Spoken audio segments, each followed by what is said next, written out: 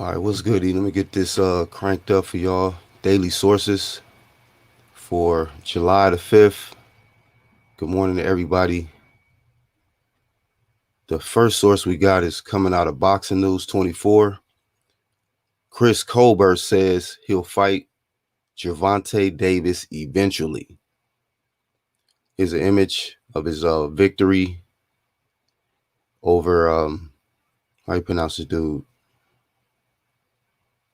King Tug Nyambayar, who's now 12-2, 9 KOs. And Colbert unanimously outpointed Nyambayar in an impressive fight from Chris Colbert. A lot of people can learn a lot just by watching this man in the ring. He's very skilled. He had skill. But it was a short replacement. I think it was like a week or two. And Nyambayar just stepped in there, man. And I gotta respect him for that. He was landing some good shots on Colbert. But as you see here, the judges had it pretty much a wide decision for Chris Colbert here.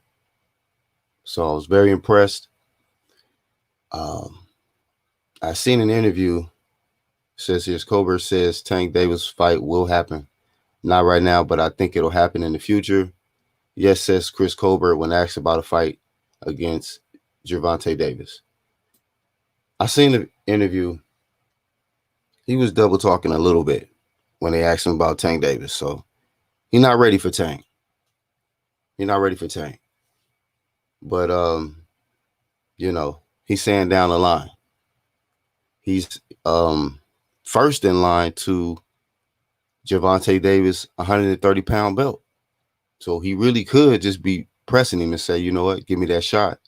But he's saying down the line. So that tells us Colbert is not ready for Tank. It makes sense, but it really don't make sense. As he says, fights are all about making money. Everybody that comes into the game says, I don't do this for the money. I do this for love.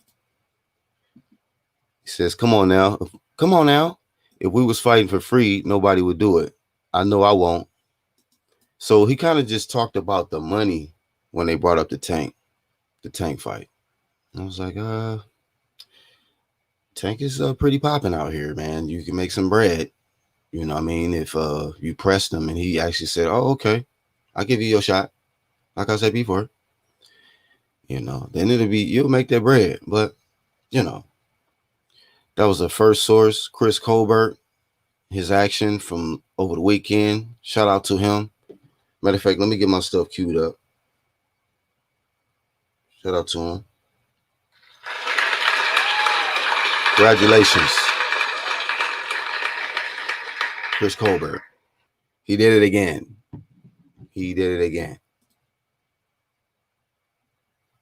So we're going to see what this guy do. But there's talks about him wanting to face Leo Santa Cruz, who we know just got knocked out, sleep, from Tank Davis. I mean, got him out of there. So he was actually there at the fight. I'm like, okay, you there? You looking like you same Leo, smiling, but he was smiling when he was asleep too. When Tank put him to sleep, I think this Chris Colbert work is too much for him. He might not get stopped because Leo Santa Cruz is tough, and Tank just punched like a heavyweight. You know what I mean? But I still feel like Leo Santa Cruz will get his ass whooped for however long it lasts. Let me go to this next source. I'm going to go to this next source right quick. And shout out to the playback on this early morning catching it. This comes from Danny Garcia. Bad left hook. Danny Garcia says Manny Pacquiao versus Errol Spence doesn't go the distance. So let's see what he got to say. This is all new to me. Let me see. And shout out to Fight Hype. Wait, hold on. Let me redo this for the audio purposes.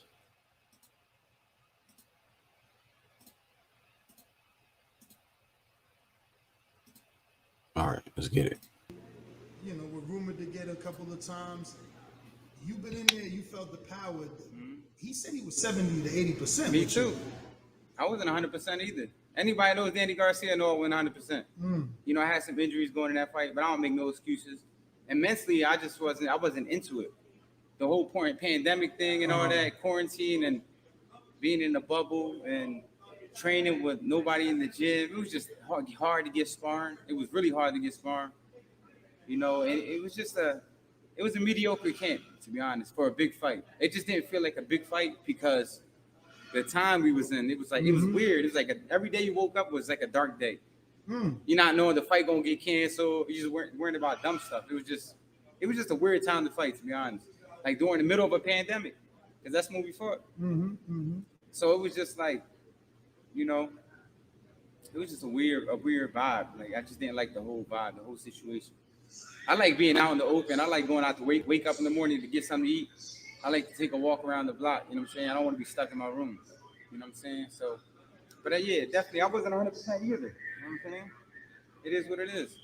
Do you think 100% Earl can knock out Pacquiao? Like I said before, I think you can stop Pacquiao with a body shot, but I think Pacquiao can stop him too. Word? Yeah. All right, so far, just looking at it, he believes that the fight ain't going the distance. Spence either by body shot or Pacquiao stopping him.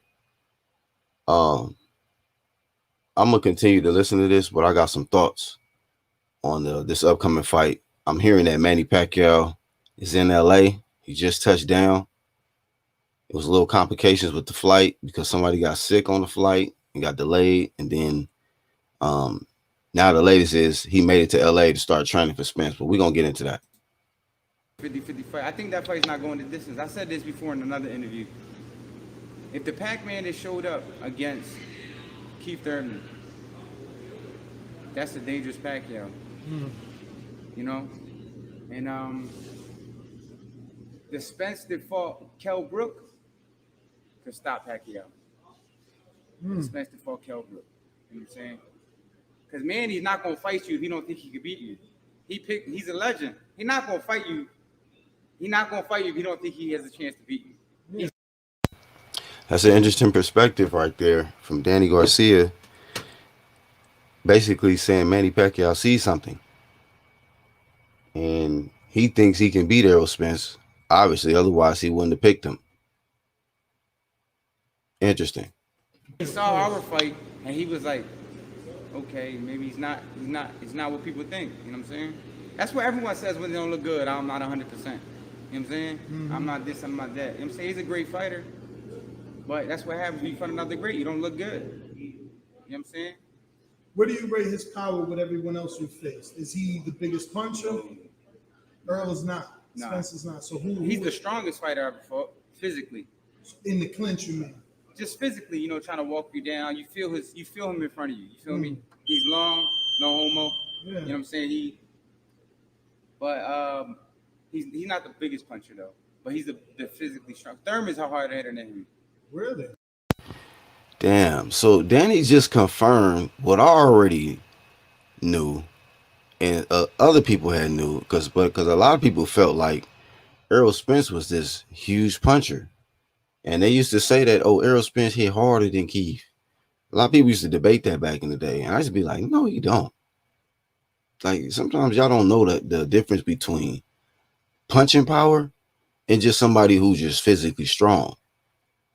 You know what I mean? Like I've seen Keith like clip niggas on the dome, on the temple or something, and they whole knees buckle. You know what I mean? Like I seen Sean Porter buckle. I was like, oh yeah, Keith hit hard, bro. That big ass, strong legged running back ass Sean Porter ran in there trying to just exchange with Keith. Keith hit him one time with the left side, boop, and his whole legs went out, and he had to grab on to Keith back. I said, man, what y'all talking about? What is y'all talking about? He hit you clean one time. That's the one time came from. He hit you clean one time. Your shit gonna be stanky leg, homie.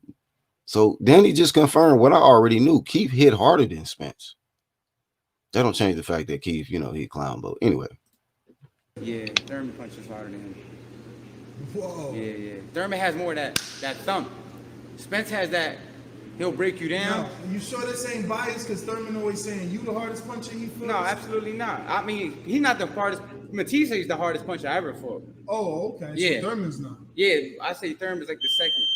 You know what I'm saying? But Matisse is the hardest puncher I ever fought. Wow. His was like, when it hit you, it was like, you got to bite down every time or he's going to knock you out. Like, he shakes your brain, that type of hit. Damn, Matisse got that brain shaking ass power. What? Oh my goodness. He did knock the mouthpiece out Danny's mouth. But I ain't never heard him say that. That man said Matisse is number one. You gotta bite down or you gonna be asleep. Who else said that? I bet you Lamont Peterson probably said the same shit. Where he ran through Lamont. That's why when Spence ran through Lamont, I was like, man, I seen this before. We've seen this before. Matisse Ben did this. Then Spence did it. Everybody act like it was the most spectacular shit. I'm like, the machine. That's why I respected Danny. When Danny beat Lucas Matisse, that was the dangerous Matisse. Motherfuckers was trying to duck that smoke. And Danny fought him. I was like, oh shit. And he won that. He won that thing. Damn. Like, he hit you on this side and you feel it on the other side. But, nah, Earl was not the biggest puncher. But he's strong. He's the strongest. Him and Peterson felt like the same type of body strength. Peterson was really strong too, like physically. Like, he couldn't punch, but he was strong. Yeah. So it's funny you brought up Thurman. Damn. How do you feel being a guy that faced both Keith and Spence? How do you feel hearing Spence say, like, I'm not fighting Keith because Keith allegedly didn't give him an opportunity? But, you know, the truth is your name and Sean's name was bigger at the time, and that's why he fought you and Sean. Right.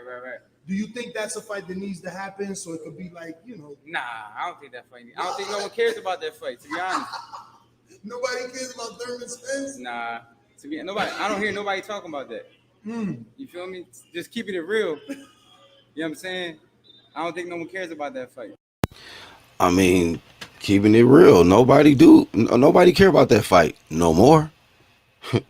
It used to be the biggest fight, one of the biggest fights in boxing at the time when it was real hot. But, you know, they never made that fight happen. So even now, like Spence down talked it, he said, keep it lame, man. I ain't fighting Keith. Keith fake. He fake. So you got niggas not wanting to fight people because they fake. You got dudes not wanting to fight people because they ain't fought nobody. You got dudes not want to fight people because just, you know, they horrible fighters. It's all kind of weird shit out here nowadays in boxing. So would I still watch that fight? Hell yeah, I watch Keith versus Errol Spence. What? You know what I mean? Like, why wouldn't I want to see that? But when you got one dude talking down a fight that most people wanted to see at one time, it's like, what the hell? One time. We had one time to make it happen. It didn't make it happen. And the fight would never probably happen at this point. So Danny Garcia is right. You know what I mean? Nobody talking about that fight. Nobody care about that fight.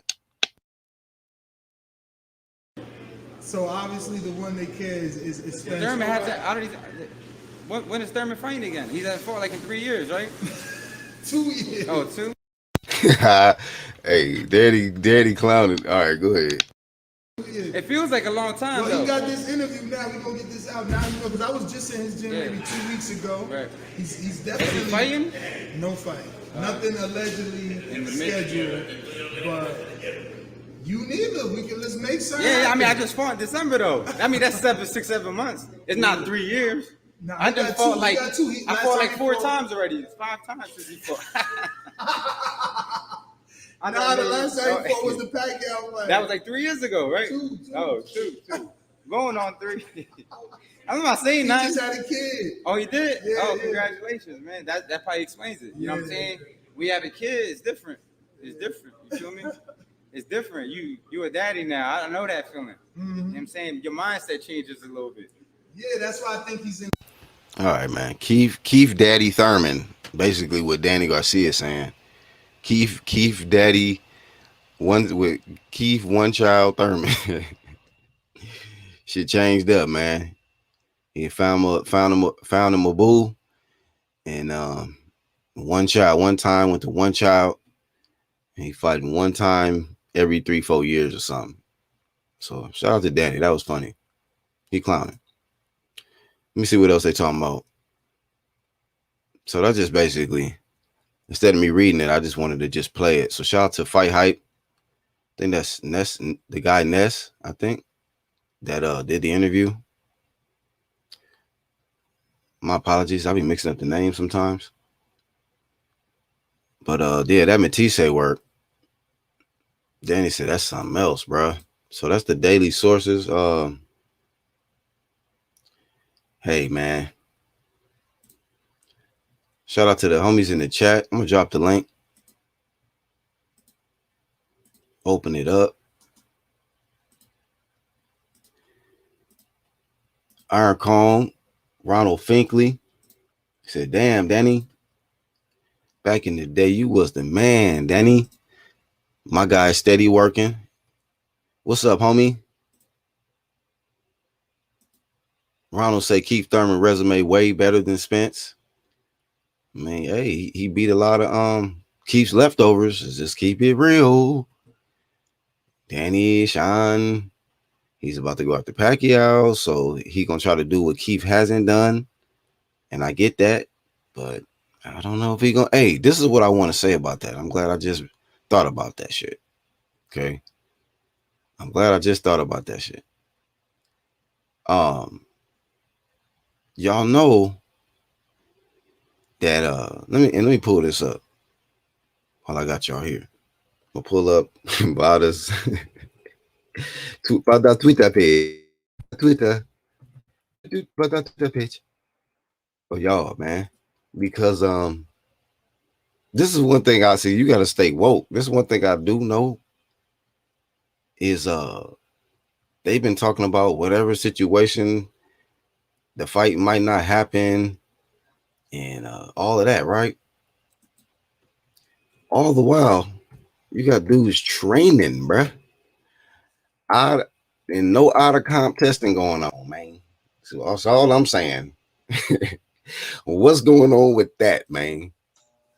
I just want to get some answers or some responses when it comes to that, though, Iron Cone. When you get a minute, it's strange to me, sir. You gotta, rumors about the fight might not happen with Pacquiao and Spence because of Manny's previous obligation to Mikey Garcia, right? But all the while, I've been seeing Ellie Setback, sacks out here reporting. He been out here in the gym, right? Showing them working out, doing all they work, right? Out of comp work, right? I mean, no, not out of comp work, but there's no out of comp testing going on. Is my point. So everybody is training. When they gonna start testing?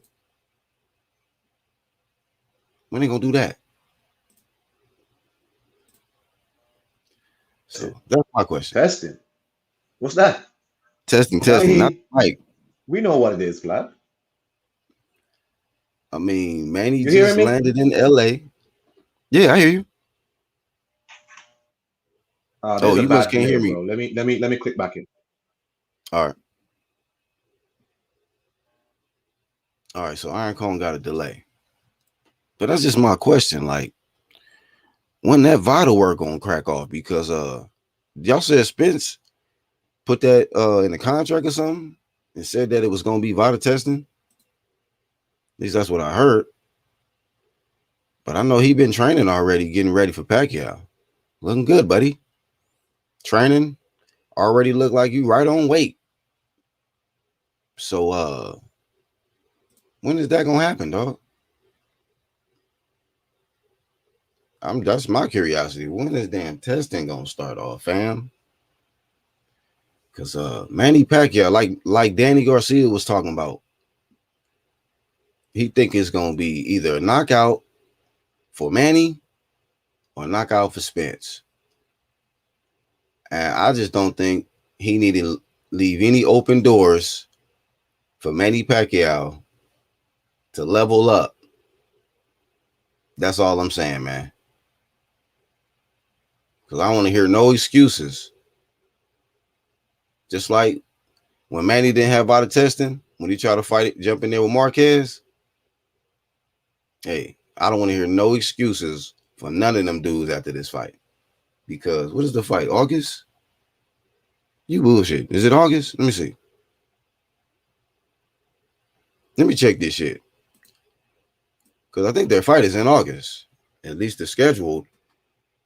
Let me look at it. Let us see here.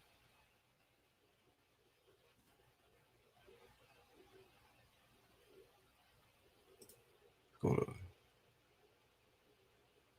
Oh, it's on Box Rack, ain't it? Won't he do it? It's on Box Rack. Let's look at it.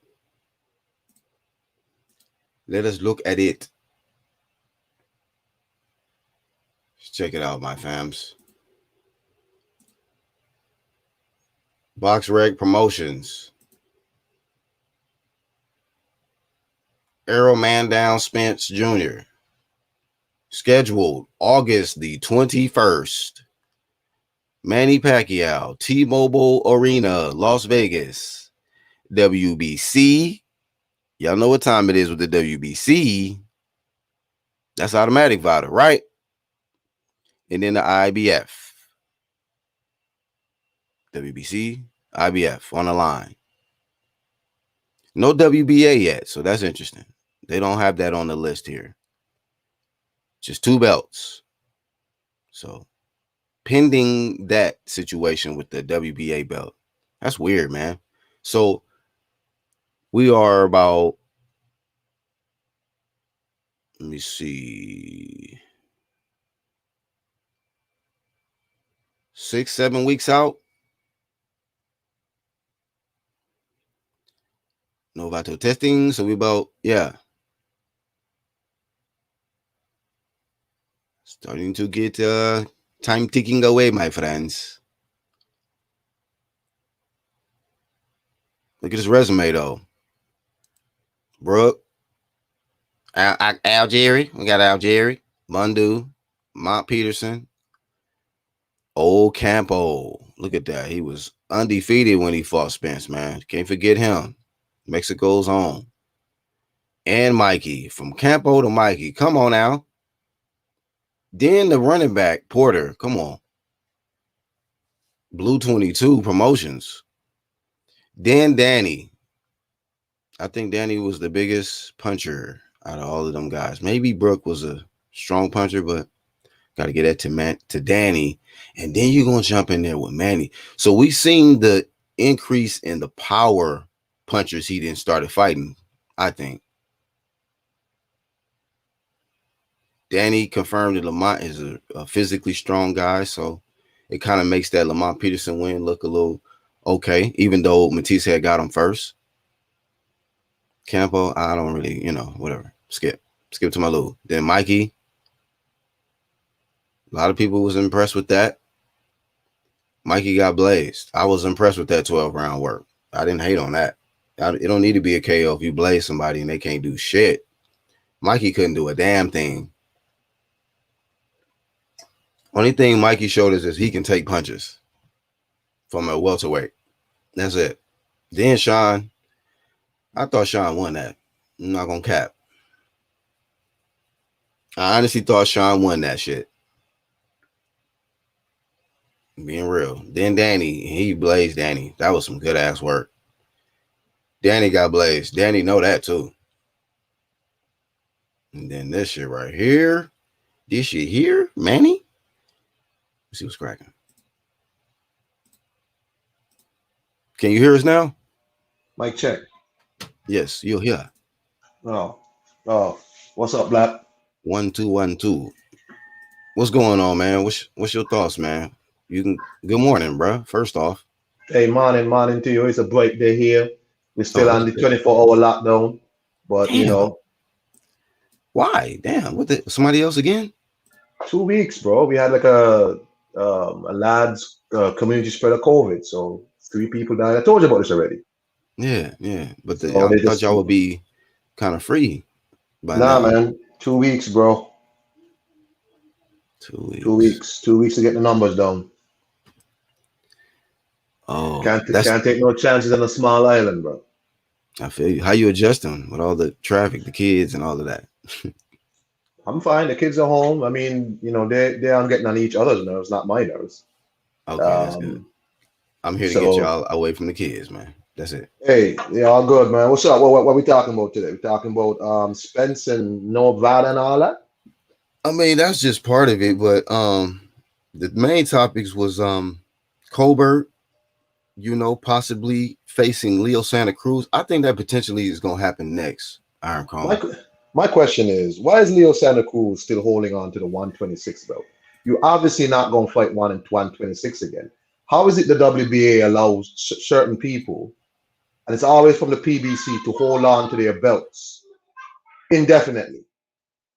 Keith had a WBA belt for however long and wasn't defending it. Leo Santa Cruz has a 126 belt. He's not going to defend ever again. So I don't understand, because I remember when they applied pressure to AJ to fight Alexander Povetkin for the WBA belt. But these PBC dudes can do whatever they want with a WBA belt. I don't understand. But anyway, should be. Hey, shout out to Wayne Talk and Zone 6. Welcome to UGC. Do your thing, man. Let's open it up. Hey. What's up, fellas? How y'all doing? Good, man. Good morning to y'all, man. What's up?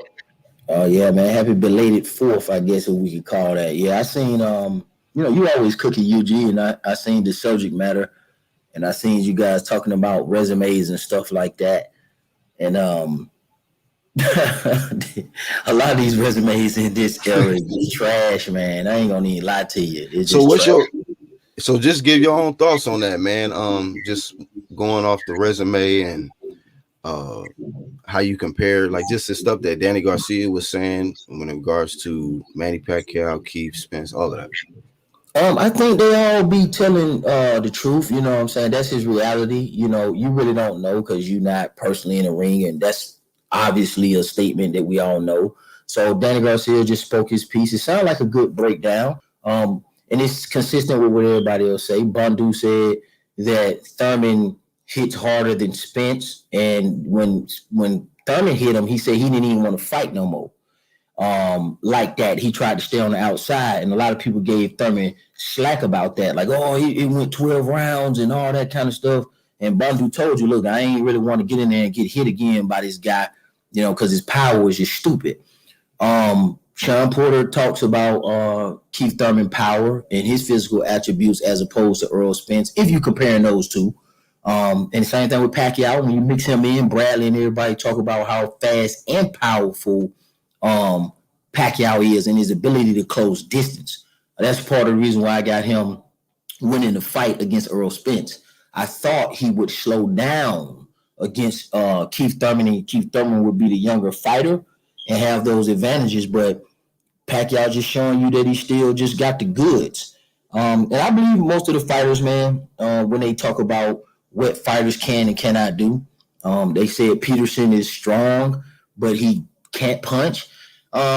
Peterson is known to, dabble in PEDs as well too. So I can understand where his strength. Oh shit! Cook on that. Go ahead. Yeah, we know he put the power pellets in. He screwed Amir Khan over. Everybody know that back in the day when Amir Khan was hot, most of us was on YouTube back then, and we was looking forward to that fight. And Peterson, he do dope. I mean, no offense, no disrespect. He just do dope. I mean, he the edge. See, that's what it is. You right. You know what I'm saying? You either do it or you don't. And he got caught with PEDs, and that would explain his strength to me. Damn. God damn, Peterson. Hey, man, bother or not, bro. So, hey, shout out to Zone letting it be known. That boy with them power pellets. Speaking of power pellets, man, hopefully they get some enrollment in VADA pretty soon when it pertains to this Manny and this Earl's man down work. I think Wayne got a bad connection or something. But yeah, anyhow, man, what's your thoughts, Zone, also on like, because Danny, he got asked a pretty good question. He was like, what's your thoughts on Spence turning down the possibility of him and Keith Thurman fighting in the future and stuff like that? Like, but what's your thoughts on that? Like Spence's view on it? Like me personally, I'm like, I really don't care. If he feel like Keith is a clown and he don't want to fight him, whatever. You know what I mean? But how you feel on that fight? Because it used to be one of the biggest fights. Now nobody even talking about that fight. I don't know if it was truly ever a big fight. Because a lot of people are intellectually dishonest. And, maybe they were saying that to antagonize Keith Thurman. You never know with these guys. These guys make up so much shit to prove a point, man. You just don't know, to be honest with you. So was it ever a big fight? I'm not sure, because Mayweather should have just paid the man the $10 million and played true promoter. You put Errol Spence in your way. Keith Thurman was on your ass, and you were still an active fighter. And Floyd Mayweather slid Errol Spence in front of Keith Thurman because apparently he got his eye blacked in sparring, which didn't mean a fucking thing. But if it was such a big fight, then Floyd could have came up with the $10 million and promoted the fight and made more money. And a lot of people be trying to, get around that. But let's be honest with you. That's good for the black community. So for all us Black Panthers out here, why wouldn't Floyd give Keith Thurman $10 million? He's a black man. Give Earl Spence $10 million. He's a black man. You're a black man. Al Haymon's a black man. Y'all could have promoted this so-called big fight and put those two young guys in the limelight. But unfortunately, we don't want to talk about that. We only want to talk about shit that's beneficial for our arguments. So anybody out there that's saying, why did Keith Thurman ask for that? That sounds reasonable for me. Anybody that deviate, if you ask me to deviate from my course of action, bro, you're going to have to pay me. That's just life. That ain't got nothing to do with boxing. And, clearly a lot of guys don't have life experiences worth of two fucks, so they don't know how things work. Boxing is not a video game. It's also a business in life. And you have personalities and grown men that have things to do. So I don't think it was ever a big fight. I'm not sure of that. I just don't believe it because there's no evidence to suggest that. And if it was a big fight, how would Keith Thurman losing to Pacquiao make it not a big fight no more? They have to fight each other. Like, we can't keep hiding behind Pacquiao and Mayweather. Ortiz, Conor Ben, Brook, all these guys got to fight each other in their era. So it is still a big fight. Yeah. See, he said it's a big fight too. Yeah, I agree. He got a lot to say. Yeah, go ahead and add. Y'all cool. We in here. We in here. Shout out to the Fix also in the live chat. He said, I wouldn't mind EJ saying he don't have interest in Thurman, but he said he's one of the best in the world. So fight him, EJ. Damn, see? Shout out to the Fix saying that. Like, some people might feel like, okay, cool. You might feel some type of way. You might dislike him. Like, what y'all feel about that? Fighters not wanting to fight other fighters because they don't like them. Or like they feel like, oh, you're a horrible fighter. Oh, whatever, man. You a lame. You a lame. Like, so why would I fight you? You a lame. You fake. Yeah, but see, what these fighters got to understand is, in order for you to capture greatness, you can't do it on your own. You have to be able to fight someone that established greatness themselves. Would it help? Keith Thurman was a unified champion before Earl Spence was a unified champion. So Keith Thurman proved that he can touch some greatness. You know what I'm saying? So if for Earl Spence to say he don't want to fight Keith Thurman, that's bad. You should want to fight him. I used to think the fact you don't like somebody is enough reason to punch him in the eye. But now these dudes are like, I don't like y'all you. Said that. So I'm not gonna fight you. I don't get it. Like, this is all dressed up duck talk to me. You think it's duck talk? Quackanese? That's quackanese to me. Damn, man. I mean, yeah. I agree. Because if you don't like them, fight them. Now that's more of a reason to fight, right? Absolutely, Black. Now, I do understand this part. Now, I'm not such a prick in my thinking I do understand when you say somebody is horrible in the sense that they haven't fought anybody. Now that's reasonable. Again, because now you're asking somebody to deviate from their course You of can action. say horrible resume, but when you say horrible fighter and they've never lost, Well, that's it depends. When they say horrible fighter, they're talking about resume. I mean, are you talking about style or resume? If somebody got a horrible resume and they ain't fought nobody, that's just what it is. I mean, yeah, I mean, in the sense of not fighting anybody who's a champ, maybe, who refused to unify with him, you know what I mean? But to say that, I can see somebody say, yeah, man, your resume is horrible. That could be that's a fact, right? Somebody can say, okay, whatever, your resume ain't shit compared to mine. But to say you a horrible fighter and then you see what they done in the Emmys, what they've been doing as a pro, 2 division champ, never lost, like what? So okay. So we slide into Demetrius Andrade Canelo thing. Is that what we really talking about here? I'm just talking about all excuses. Like he was saying, it's quacking knees. So when we talking about the Spence shit and the Thurman, like, hey, I don't fight a nigga because he a lame. And then since somebody might say, look, I don't want to fight you because you're a horrible fighter. That's an excuse too, to me. You think so? Yeah. See, for me, if that's the argument is I won't fight you because you're a horrible fighter. Like what happened to, okay, I can beat you easy. And you a champ. You got a strap. You got an O too. And you've been talking that shit. Let me shut everybody up to prove everybody he ain't on my level. Like that's what I used to come from. Like that's what I know. Not this whatever, man. Y'all ain't got to prove nothing to this dude. He a lame. Like when did we get to that shit? And that's acceptable. Like that should be, if it's beef, it's beef. If it's a problem, handle that. You don't like him? Okay, matter of fact, that's a good fight. I remember when Jamel and Erickson Lubin had problems. That boy said, keep running your mouth. He went in there and knocked him out in the first round. I said, oh shit. Big champ shit. Keep running your mouth. You feel me? Whereas niggas can keep running their mouth now, pressing niggas, and they are, yeah. Horrible fighter. Okay. Okay, just keep getting pressed out here while you out here talking to the media, talking about how horrible somebody is. Now, I'm with you on that. I don't think Canelo should have said he's a horrible fighter. You know what I'm saying? Yes, Demetrius Andrade hasn't done what you've done in the sport, but Demetrius Andrade is a viable opponent. He's a worthy opponent. So to say he is a horrible fighter and that's the reason why you want to fight him, that's not a good explanation. I think eventually they should fight. I think, but I don't think Canelo should deviate from what he's trying to do because Canelo's trying to be undisputed at 168. First of all, Demetrius Andrade is still campaigning at 160.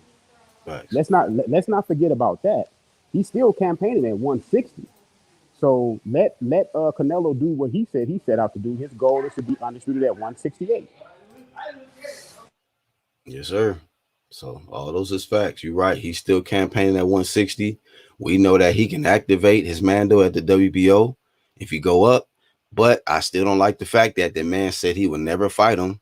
But if that do activate his mandatory, you should jump in there because you as a champ is supposed to honor your obligations as a champ. Fight your man. Hey, yo, I got a question for y'all. Let me add something into the whole Errol Spence Manny Pacquiao discussion. How y'all feel about Ring Magazine apparently throwing in the ring belt for that fight? What? Yeah, Ring Magazine said the ring belt will be available for Manny Pacquiao versus Errol Spence. The problem with that is the ring belt is supposed to be for the number 1 and 2 guy. This is number 1 and 3, right?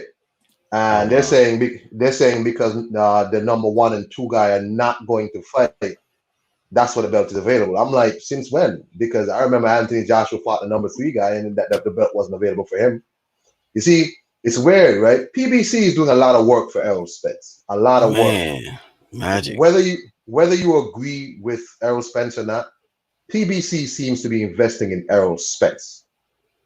And it's weird how Bob Arum doesn't seem to be doing the same for Terence Crawford. And I have a problem with that. Because people are complaining, the Ring Magazine and this. I'm like, bro, this man's promoter or advisor is moving hell or high water for him. So when y'all get to that point, if y'all could just add that into the discussion, say how y'all feel about that. Yeah, man, they should be manifesting for Spence. I noticed it too. Yeah. Like the WBA apparently is taking a vote if they're gonna reinstate Manny or not. So you already know Manny's getting reinstated. Yeah, that's the champion. only thing, Colin, that's the only thing I didn't see on BoxRec was the WBA on the line yet. I haven't seen that updated. So The WBA said they're taking I it think off. Manning should get reinstated because the whole reason why he wasn't fighting too is because of you remember the pandemic hit too. So Manny was inactivity came partial to that you know what I'm saying, the pandemic. So I think he should be reinstated. I think you so. think should be? Yeah, I think Yeah. so. Okay. Phil, what's going on, fam? Yo, man, what's up, man? Want to jump in, man, chat it up with you guys real quick. My man just asked an interesting question, man. And I may be in the minority where I'll play devil's advocate to say Manny Pacquiao is the number 2 guy. So Go ahead. okay, so just to play devil's advocate now, the consensus across the board, and I'm not gonna act like I don't understand this, is Earl Spence Jr. and Terrence Crawford, right? That's the consensus across the board. I think most people would say those guys are number 1 and number 2, right? But to play devil's advocate, right? Let's just really look at it, right? So you have Manny Pacquiao, right, who just beat the previous unified champion at 147, right? He does have a strap, but you know, everybody knows the situation with that, with the pandemic, and you know, they passed it on to Ugas. Now they want to reinstate Manny Pacquiao. But when you look at the 147-pound division and you really break it down, you go to Terrence Crawford's resume, and don't get me wrong, I think he's beat some credible opponents, but he still hadn't got that marquee win, such as like a Keith Thurman, previous under unified champion, like Manny Pacquiao just did. So when you really look at it, who's beat the best opponent last? I would say it's Manny Pacquiao and not Bud Crawford. Okay. I agree with that. I agree with that. You make a great argument. The only factor I looked at was, see, a lot of people will bring this up too, not just me, but they're going to bring up the fact that Crawford had beat the guy who beat the guy, whereas Pacquiao was the number 1. Jeff Horn beat him. Crawford beat him. Well, let's back up. I don't think Pacquiao was the number 1, because when you talking about Pacquiao was the number 1, Keith Thurman was unified, right? No, not at that time. I'm talking about or did he relinquish his one of his titles at that time? No, he just didn't have the WBC belt. When Pacquiao he wasn't even Horn, champ at that time. Let's think about it. When he fought Horn, let me go back. When he fought Horn, Keith Thurman was a champion, right? No, he was WBA champion. Yeah, he was a champion. He was a champion. Because he fought he had the WBO, right? Let me see. No, he had the No. Yeah, Pacquiao had the WBO. Thurman had the WBA. The WBC was held by Danny Garcia, and the IBF just got vacated by Floyd. Well, no, no. Because Floyd had beat. The WBC was vacant, right? The WBC. Hold on. I thought Danny had WBC. I'm gonna pull it up right now. I thought Danny had it. Either Danny had it or it was vacant. Or Thurman had it. I thought Thurman was Thurman and Danny fought for the WBC. So either Danny had it or it was vacant. Right. So pull it up, bro, WBO was packed. WC we're gonna do this all at the same time. Hold up. Let me get the homie in real quick. 1, 2. But let's see. BoxRec was this Manny. When did he fight Jeff Horn? That was July 2nd, 2017. So what was Keith doing at that time? Okay, yeah, Keith Thurman wasn't unified at that point. Let's see, July 2nd.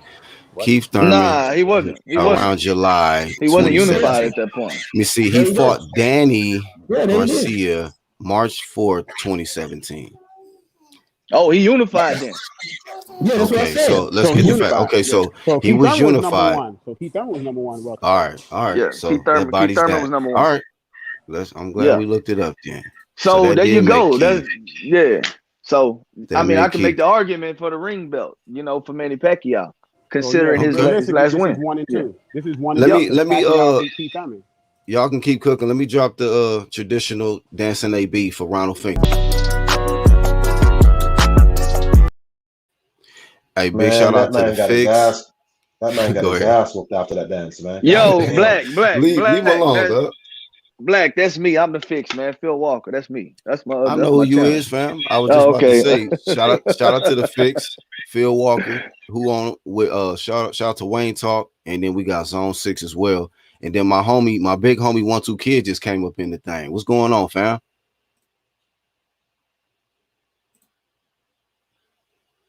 1-2. Yeah, How you man. doing? I just want to wish everybody, hope everybody had a happy 4th, man. Hope everybody enjoyed themselves. Hope everybody man. family good. You know what I mean? And it is what it is. What y'all cooking on, man? Seeing you was live, had to hop on. Man, I can tell you, man. H-Town looked like Afghanistan, man, last night. Man, all that smoke and fire, bro. I'm telling you.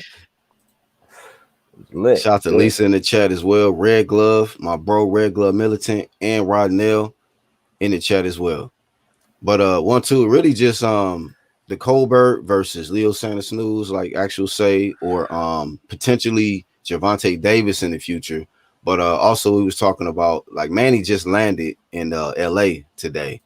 I know Spence already been training, and we was talking about like when they're gonna start VADA testing. We got 6 weeks out. 6 and weeks then, out. Yeah. And then also talking about the resume of Keith and Errol Spence. Danny has some thoughts, said that basically Lucas Matisse is the hardest hitter that he been in there with. Then Keith, and he said Spence, is strong, but he ain't the hardest puncher he been in there with. So it was a lot of different things, really. Yeah, but that's probably true. But at the same time, he ain't let them hands go. So there was something keeping his hands at home. That's for damn shit. So, he ain't want to risk it for some reason. I'll say that shit about the Teal Loma fight too. There was a reason why that motherfucker wouldn't let his hands go.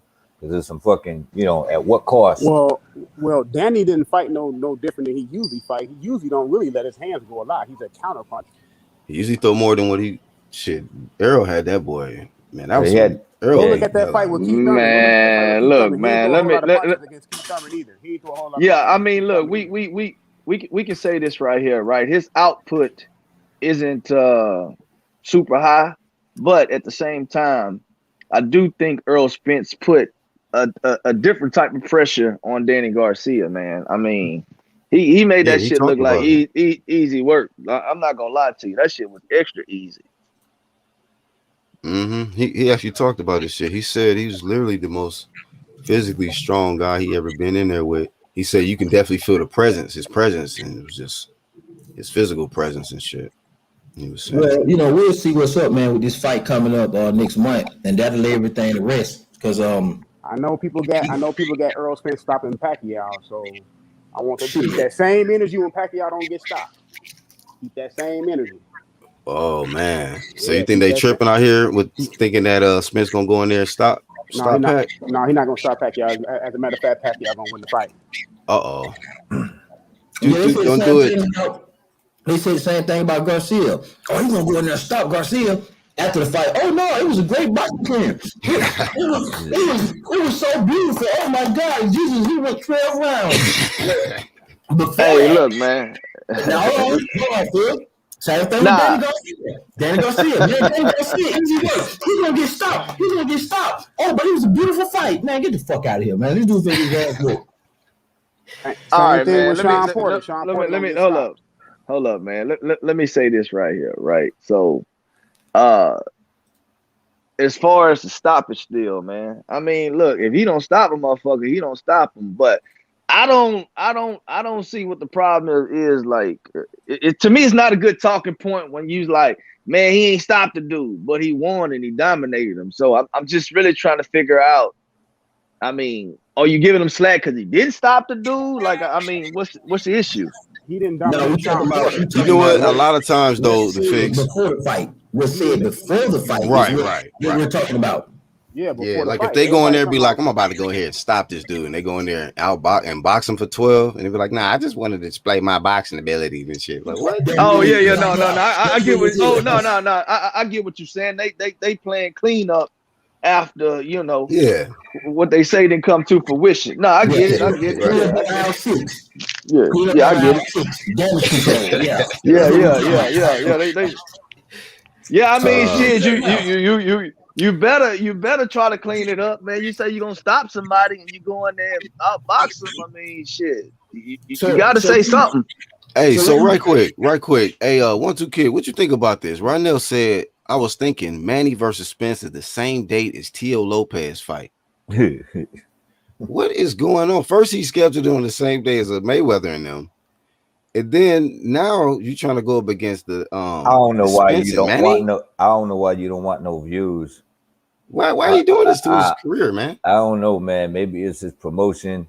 Maybe I don't know. Maybe Bob trying to renegotiate the contract and say you ain't worth it if I put it on this date. I don't know what's going on there. Well, y'all know that he only got this one fight with Triller, right? Because Triller run the purse bid, so Triller is paying him $6 million.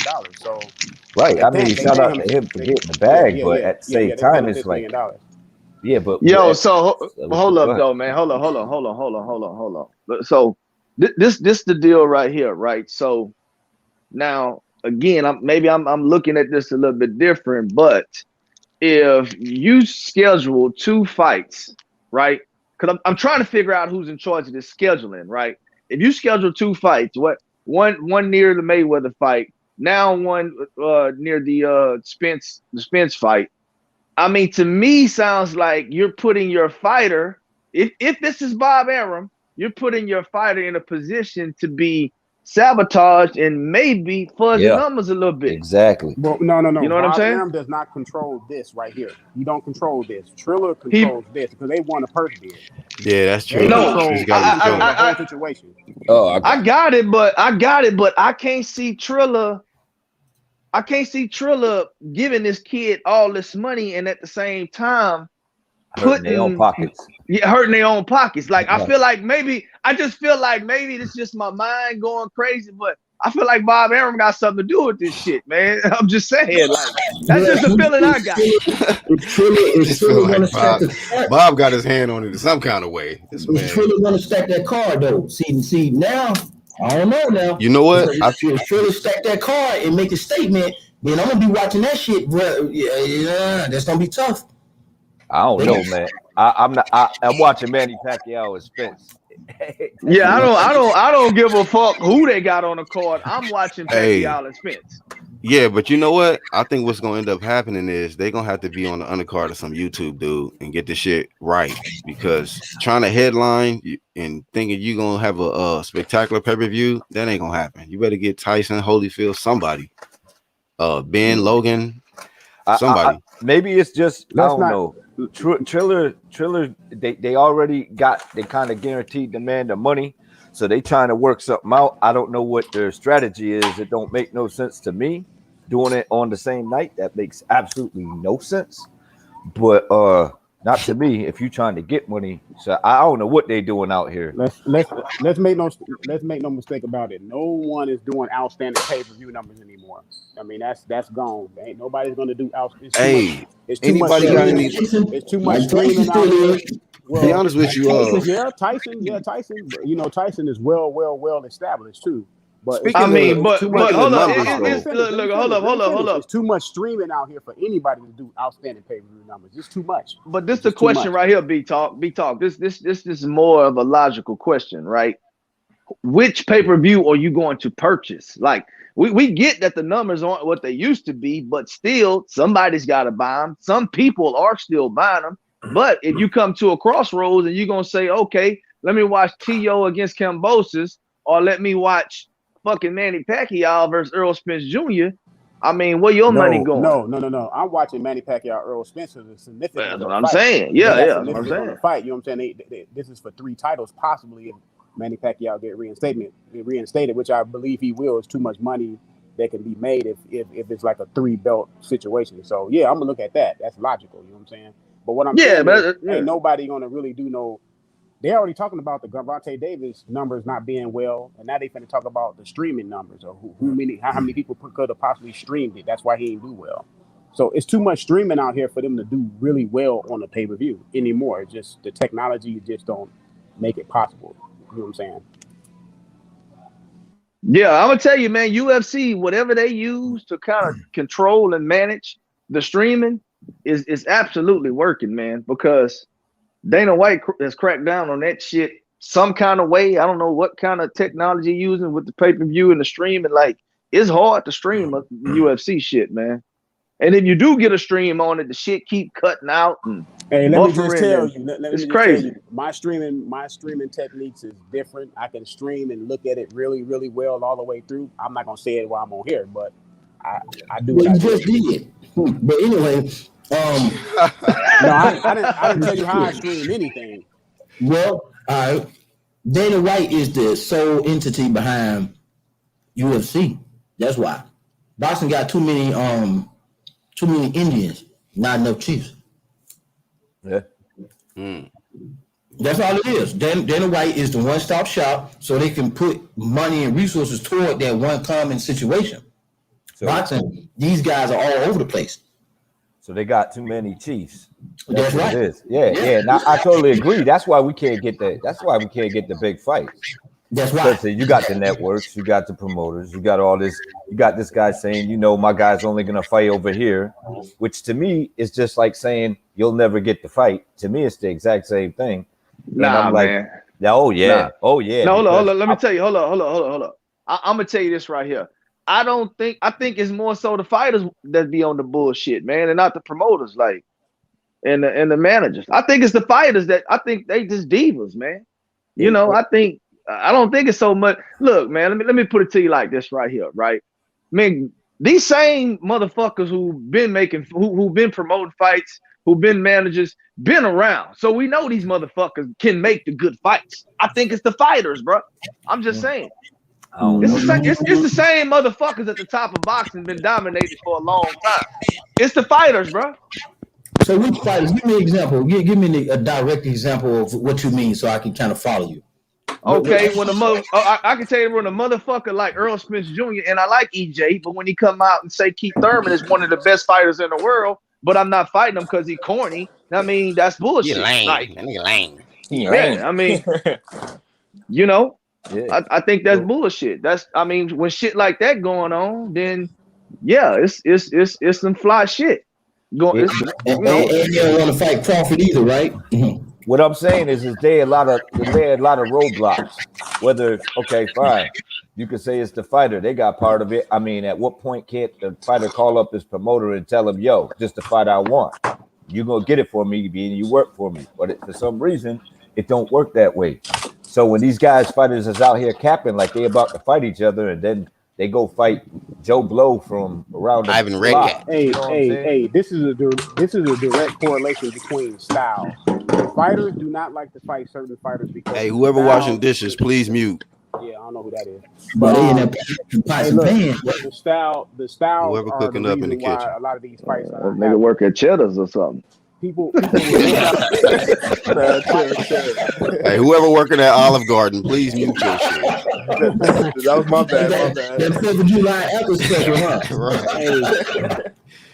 Whoever at Crackle Barrel, can you please make some burgers? My bad. You have to look at this from a stylistic standpoint too. A lot of these fighters don't fight fighters because they feel like their style don't match their style. They don't want to look bad, or they don't want to. You know what I'm saying? They want to go in there and perform versus the style that they think that they can perform against. Right. That's just what it is. A lot of these fighters. The point I'm trying to make is, okay, so if you selling a product, which is your performance, and I'm going to buy a grill, and your grill looks nice, but it don't work, it don't cook, then I'm not going to buy it, because you got to sell, like, you want what you want, but I want what I want as a boxer fan. So you got to give me what I want if I'm going to pay for the shit. I don't care how good it look on display. Thanks. You know what I'm saying? You're going to have to show me that shit work. You know, I don't care how good a salesman you are. It's like, all right, that's cool. Pull it out the box. Let me see what this one do. The one you about to sell me, not the one on display. I want to know.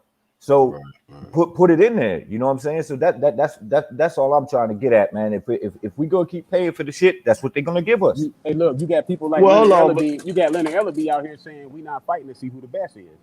That's what he said. He said we not out here to fight to see who the best. Okay, well that's fine. So that mean if Gervonta Davis don't do certain things, in my mind, he get evaluated differently than the other guys that's really doing it out here. That's just what it is. Yeah, just to comment on my man's analogy, man. Look, let me tell you something, man. It's not like motherfuckers all across the world ain't selling shit, and either there's no refunds or it's damn near like you like fuck it to get your money back. You know what I'm saying? That's kind of what the boxing product is. It's like it look good, you want to try it out, and then you try it out, and there's no refund. No refund. Like, yeah, this shit don't work, but we got your paper already, so right, I mean, it don't so matter. fucking what? Right, that's it. But that's what I mean. That's why there's other ways of watching, and there's other ways of doing other things. Because if you're not gonna give it to me, I'm not gonna promote it. I'm not gonna put money in your pocket if you ain't giving me what I want to say. You know what I'm saying? I'm like, oh yeah, you gonna cop that? Whatever. If someone wants to cop that, good for them. I'm not buying the shit. I ain't hating on the bag that they making. I'm just saying I ain't contributing to that shit. So because then I wouldn't be me. If I'm contributing to some shit that I'm flaming, well then, hey, that's hypocritical. Yeah, like I'm gonna keep to my word. I'm not going to order the Deontay Wilder versus Tyson Fury 3. I'm just not. Oh hell no, nah, me neither. I'm not going to do. Hey, I am. I'm watching the shit. I'm not watching 4. I'm not watching 5. I'm not watching none of this shit. Hold on, man. I'm gonna tell you like this right here. Hey, I don't know if y'all seen my video about the card, but that's a damn good card, man. Y'all tripping, bro. Yeah, You got the card fire. First and foremost, it's an all heavyweight card. Of course, you got Wilder and Fury 3. You got Lopez versus not Lopez. You got Sanchez versus Ajagba. Ipe, right? Yeah. Ajagba. You got the Kalinaki 2, and then you got Jared Anderson, the real big baby, is fighting a guy out of Ukraine. That's the undefeated, really fundamentally sound fighter, man. I mean, this is a hell of a card. Dishes again. It's a hell of a card, man. You're stacking them shelves up. We can hear it. Yeah, man. I'm ordering this. I'm letting y'all know now. Yeah, I gotta get that one. Do what y'all gotta do. Me myself, I'm not gonna be into that, because I know that it's just that belt bouncing back around and back and forth, and it's like, yo, there's 3 belts over there. You can put them shits together, then y'all could do this shit. It don't make no damn sense. We're talking about a product, though, right? If they give us a product worth purchasing, I get the belt scenario, right? But at the same time, we just talked about them not providing us with the quality product. Right. I think this is a quality product. Yeah, but it's not meeting my standard of quality. Right. That's what I'm trying to say. I just know somebody gonna get knocked out, so that's what I'm about. Oh yeah, enjoy it. I don't care if they knock each other out. I really don't care. You know what I mean? Rocky 2. Yeah, they both get counted out. Fuck it. But between me and y'all, like, I'm like, man, y'all go ahead and do that shit. But if I know you guys ain't gonna be trying to make the other shit happen, then why you gonna keep giving me this? You understand? You gonna keep giving me this shit. Explain that a little bit. I'm with y'all, but the card itself is dope. Now, right? The card is dope, right? Mm-hmm. But the main event is selling you on some horse shit. So it's like, I get like I'm with Wilder getting his rematch. It was under contract. I ain't mad at him, but when he had an opportunity to unify, he didn't want it. And we all know that Tyson Fury sat out here and said that was what his plan was, and I think he knew all along that he wasn't going to fight AJ and used that for promotion to do this shit again. And then just popped up and said, and if we fight, the 4th time and the 5th time, I'm like, oh hell no. You giving me fucking messages and hints that this shit gonna be going on forever. I don't want to see these trilogies and all that shit. I want to see some fresh fighters in there doing some new things and some new style matchups, man. That's it. I like that if factor. You know. So you don't want to see. Hold on for a second, Phil. You don't like the trilogy that we getting out of these guys? Both of those are classic fights. they decent fights, but what I mean is it ain't for legacy though. They not fighting for legacy. We wanted to see Fury versus Wilder, and look, Bo and Holyfield went at it 3 times. So yeah, Bo and Holyfield went at it 3 times, but what I mean is there was no motion, but Holyfield also fought Lennox twice. You know what I mean? Twice. Yeah. And I mean, these guys got in there with each other. Estrada Chocolatito active right now. Y'all don't want to see the third fight. I want to see the third fight. It's not. But that's not the point I'm trying to make. It's when guys are trying to get at greatness, and there happens to be a trilogy. That's one thing. But when they ain't trying to get greatness in the meantime and in between time, and they just going back and forth with all them belts floating out there and the big names that everybody want to see them fight, and they keep fighting each other. Nah, I'm not with that. I'm not with that. See, here's the thing. If Fury go ahead and take care of business, we're not gonna have to worry about that. If Fury go ahead and stop this kid, we're good. Yeah, I don't know, man. So tell me the other big name you're talking about. Is it just AJ or what other big name? Oh yeah, it's AJ, and then you got neither one of them dudes wanted to fight Dillian White. Why not? Like, I respect Dillian. I respect Dillian. Don't get me wrong. I respect Dillian. I think, out of all the top 5 guys, he's the only guy that hadn't had a shot at a title. The only guy. I respect him, but at the same time, I think people want to see Fury and Wilder 3 more than they want to see Fury and Dillian White. That's just my opinion. Well, maybe the majority, but me myself, I'd like to see a different style matchup. I like to see some fresh matchups. You know what I mean? That's me. And if both of these dudes got styles where they can get by Dillian White, they could beat him. You know what I'm saying? It's possible that they could pull off the dub. They'll probably both be favored. So what's the problem? They both like, come on, you fought Wallin and you fought. These guys got tomato cans on their record that ain't nowhere near Dillian White. Why has he never been considered, being that he's been in the rankings the entire time? You know what I mean? And he brings some dough. So I'm like, I don't get it, man. I don't get it. When you get knocked out by Povetkin and have to right that wrong, you delay your track. You do though. But that Povetkin fight came way after those how many days that he had to delay for the Wilder fight that he never got. So yeah, I'm not ordering the fight for different reasons. I'm not ordering the fight because Deontay Wilder got demolition in the second fight. Hold on. Wait. He said what? Hold up. We're talking about the Wilder, the Dillian White, and the Wilder fight. I could not even hear what the man said, bro. God damn. I said the reason why I'm not ordering the fight because he got demolition in the second fight. I'm good. Oh, because he got demolished in the second fight. That's why. You don't think that? But hold on, we seen Dillian White bounce back. We seen AJ bounce back. Who else we done seen bounce back? Jermell Charlo bounce back. Yeah, you can bounce back on free TV. From what? Bounce back on free TV. You ain't finna bounce back on my money. Man, look. That's the way he's talking. Like, y'all got me fucked up. You better do that shit on free TV, nigga. Look, Povetkin did flatline Dillian, and I understand that was after the trying to get the Wilder fight. But at the same time, Dillian White also had an opportunity to fight AJ, and Dillian White couldn't make that fight with his own promoter, Eddie Hearn. So, I mean, Dillian actually had an opportunity to go in for a title shot against AJ, and they couldn't come to a deal. So, I mean, what's the issue with that? With that particular scenario?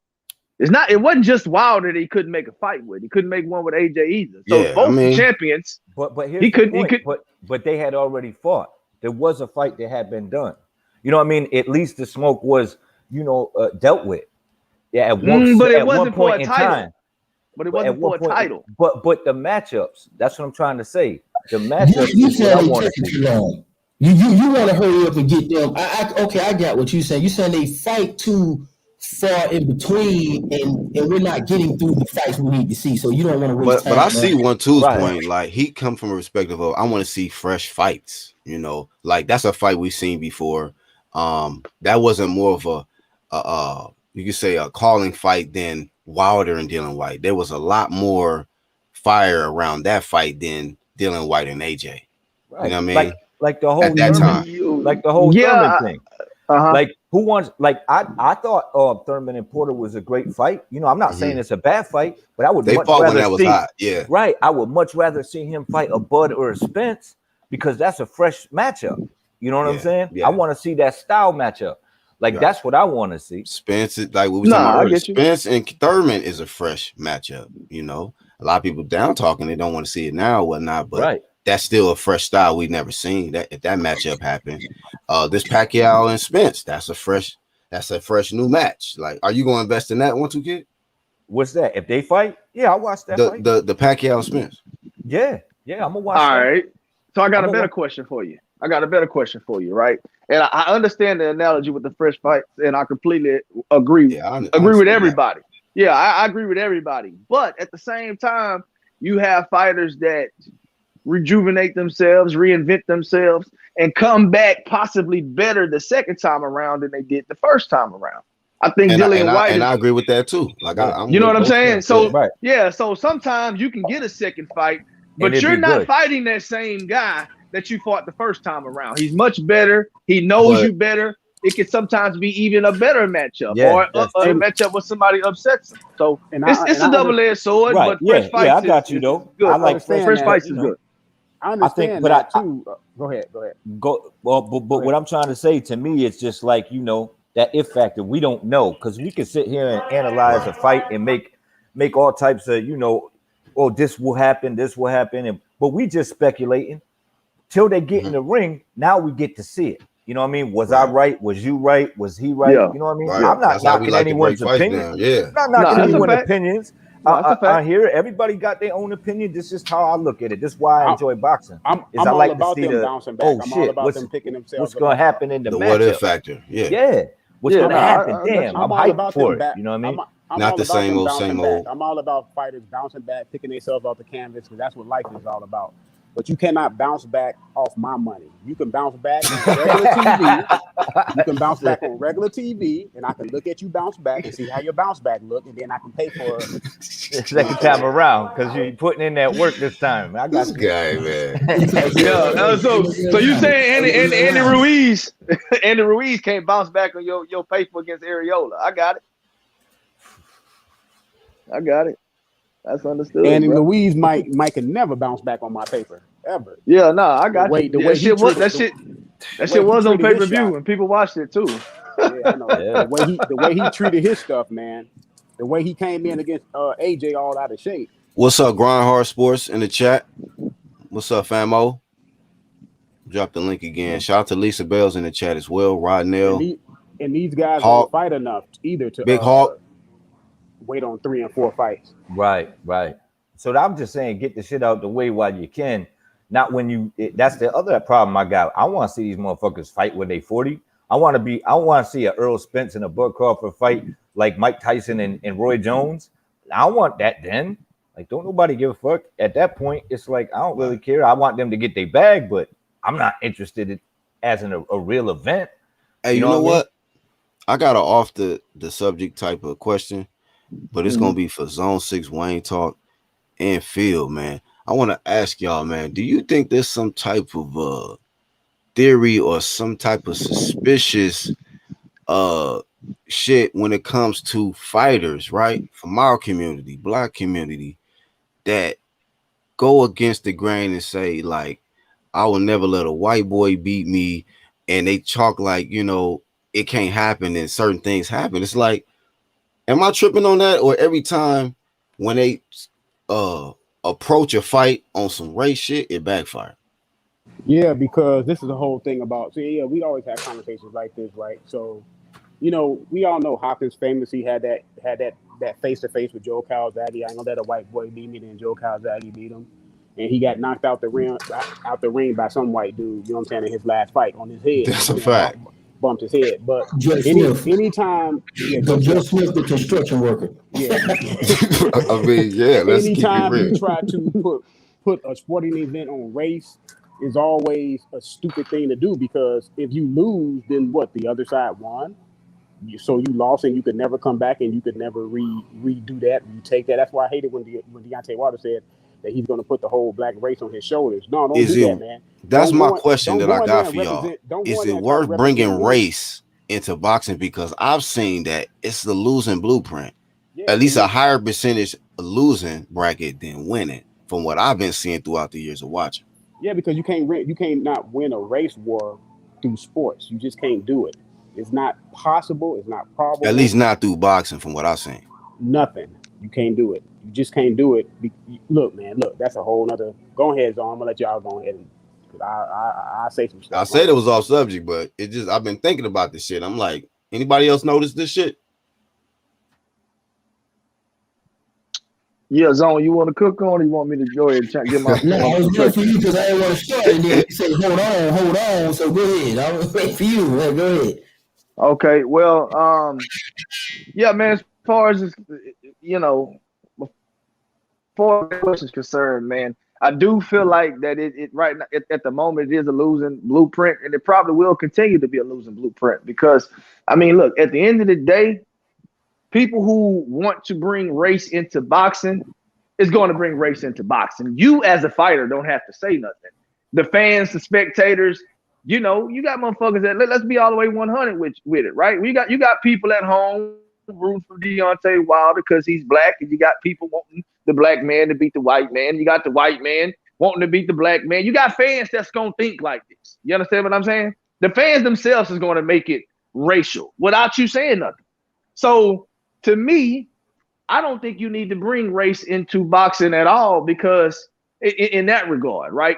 Because when you get inside that ring, it don't matter what color.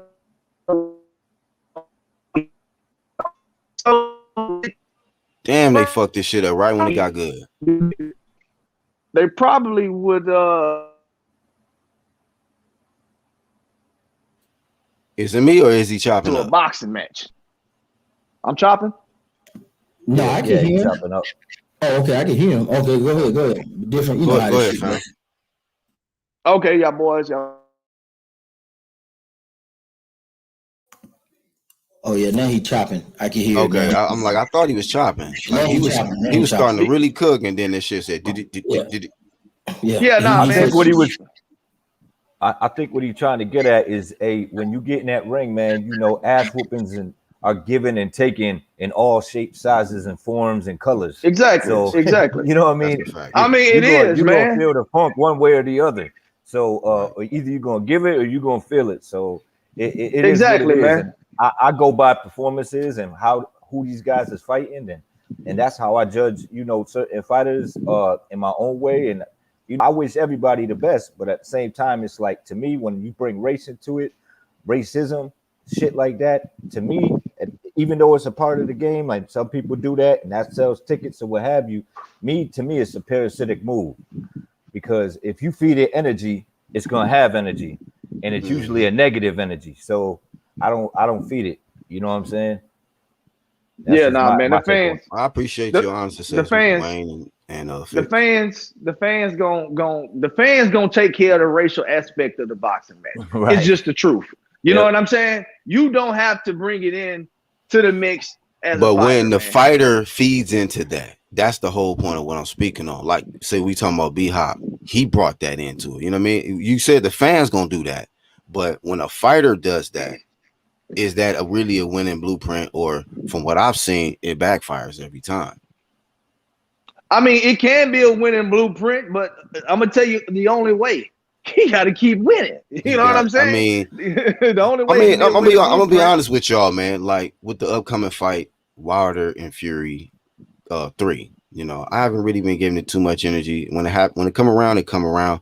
But when I look at that fight, say the second fight, I didn't look at it like the white boy beat Deontay Wilder. I looked at it as the more skilled heavyweight beat the lesser skilled heavyweight.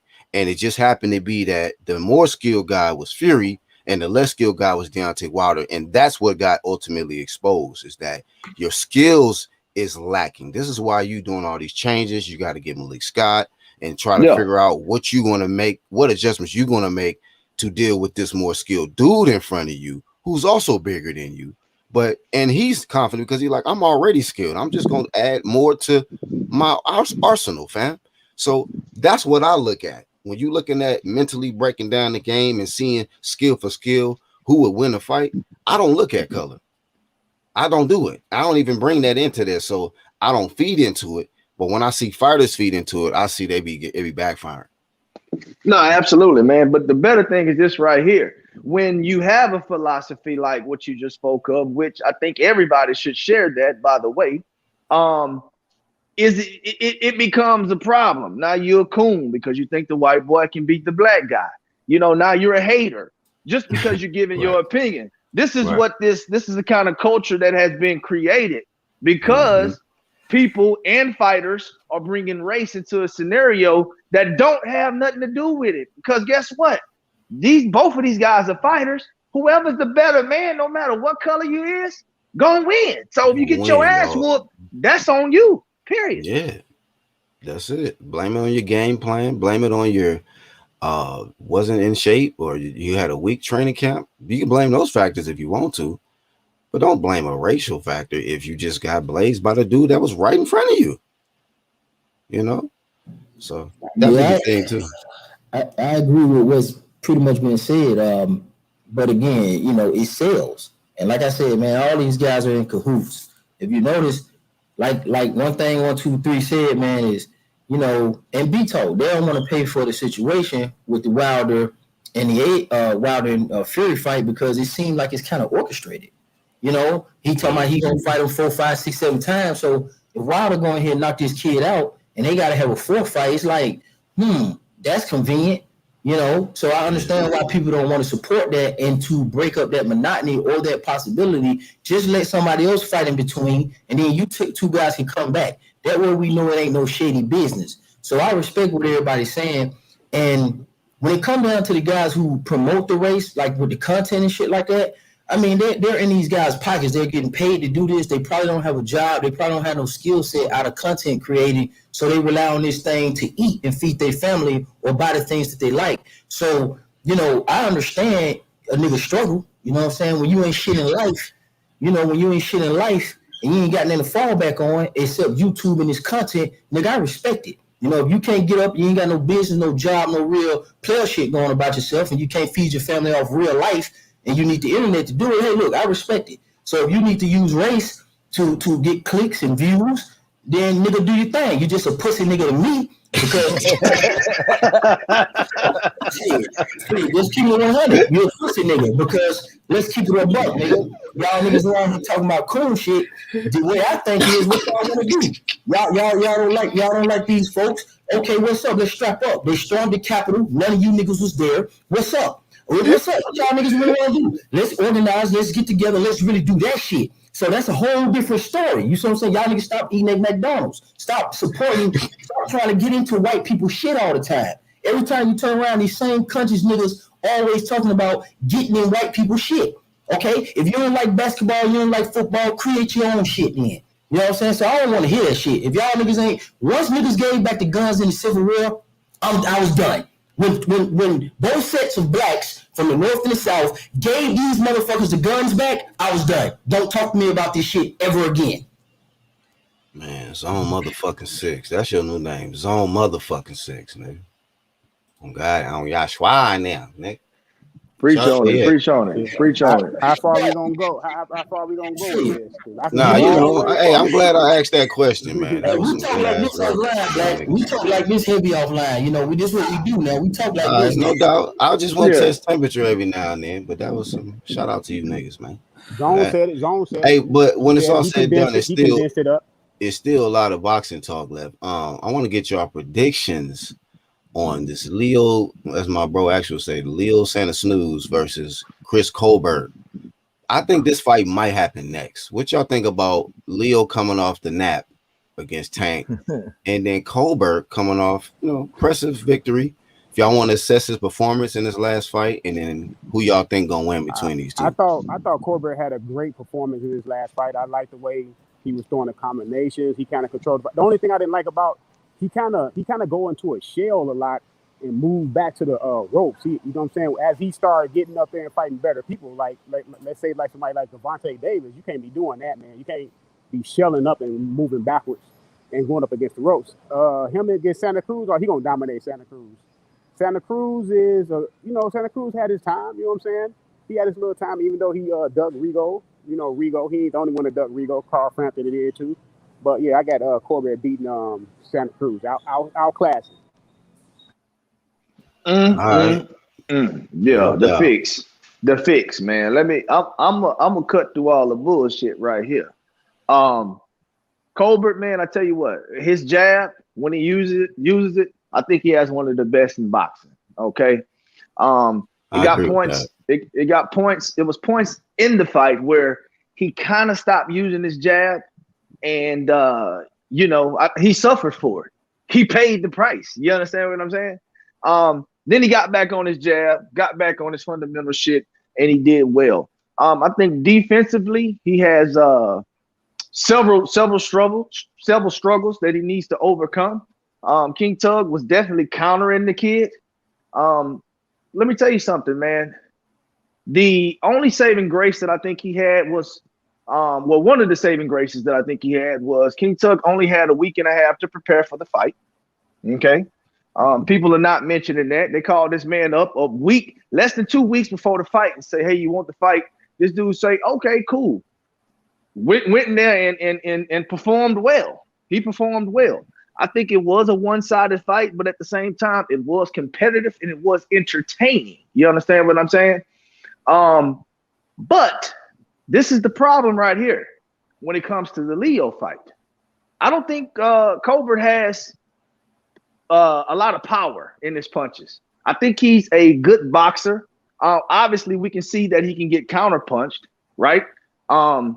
He does have a very, very stiff jab. But at the same time, a guy like Leo Santa Cruz, who will come forward, who will throw punches, who will get in there and give 110%, no matter who's his opponent, whether the guy's a big puncher or not, you know what Leo is going to do. So personally, for me, I think Leo stands a good chance of beating Colbert. I don't share the same views as Wayne talk because of the simple fact that I don't think Colbert is going to be able to stop Leo. And if you can't stop Leo, you're going to have a hard time stopping Leo for pressing your ass for 12 fucking rounds. And that could be an issue because the guy's defense is lacking. That's my opinion. That's my assessment. Wow. Chris Colbert on the grill from the fix. All right. No doubt. What we got? Who want to get in next? 1, 2, or zone? I'll do it. I just think it's a good gauge fight for Colbert and see where he's at with a little pressure on him because they fighting at what, 130, right? Yes, sir. That yes, would be sir. 130, sir. Yeah. So 130. So I think it's a decent name on his resume, and I feel like if Santa Cruz got something to show, a bounce back, you know what I mean? I think it's not a bad fight. You know what I mean? I'll probably be tuned into that. I'll watch that fight. I really have a pick in it. How'd you feel about his performance in his last fight? Can you criticize? What kind of grade would you give Chris Colbert? I think he did what he had to do to win, but I think that's all he did. I don't think he really put too much into what he was. You know what I mean? Like I could see the other dude turning on the gas. He just kind of coasted in the back, working on his D. He used his jab for a minute and then stopped. I don't know why. And I feel like he's a decent fighter, but you know what I mean? He gotta, you can't be coasting through the dubs because that ain't gonna sell tickets, and people ain't gonna want to be wanting to watch you all the time. So you got sometimes, put an exclamation point on that shit. Hey, and then real quick, 1, 2, kid. I seen an interview with Chris Colbert. He was low key double talking when they asked him about Tank. He talked like, that fight gonna happen down the line. Every fighter want to get paid. So I was talking about like he want to get some big money before he get in there with Gervonta, and he's pretty much right in line for Gervonta's belt at the WBA, but he don't want to pull the trigger on that. And just what you think about if that potentially happened sometime in the future, and who do you favor? I favor Tank. Does he go the distance with Tank? I don't think so. But at the same time with Tank though, I'm like looking at Tank like, man, it's a little late. It's getting late in the game, man. You got to put a big name on your resume now. You know what I mean? And you got the opportunity to do it. People want that bag trying to fight you. Now, Floyd said they stand on the, in-house. So that's in-house. Right. That's in-house. But I'm saying, like, I don't see Colbert Nah, I don't see that fight going in Colbert's favor at all. You know what I mean? And I don't consider Colbert an elite just yet. So So I would, levels, he ain't on that level yeah, yet. he ain't on that level, and I think that's why they're gonna feed him to him. That's just my take. Yeah. So Colbert is low key food for Tank. Whenever Tank ready, that's food. Basically, what you saying? Yeah. To me, I mean, that's how I look at it. Yeah. On the grill again. So yeah, go ahead. Man. I like Colbert's jab, man. I don't know what he could be if he fights behind the jab. When he abandons that, it doesn't look as good. But when he popped that jab, man, he looked like a totally different fighter. He looked like a totally different fighter, so I'm good with that. I like Colbert, and I want to see more.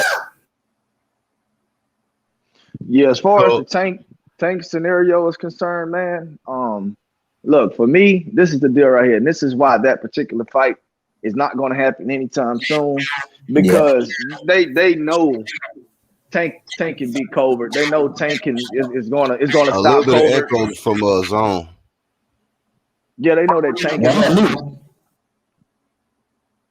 Yeah, they know that Tank is gonna stop Colbert, man. So if you PBC, it makes sense to try and build.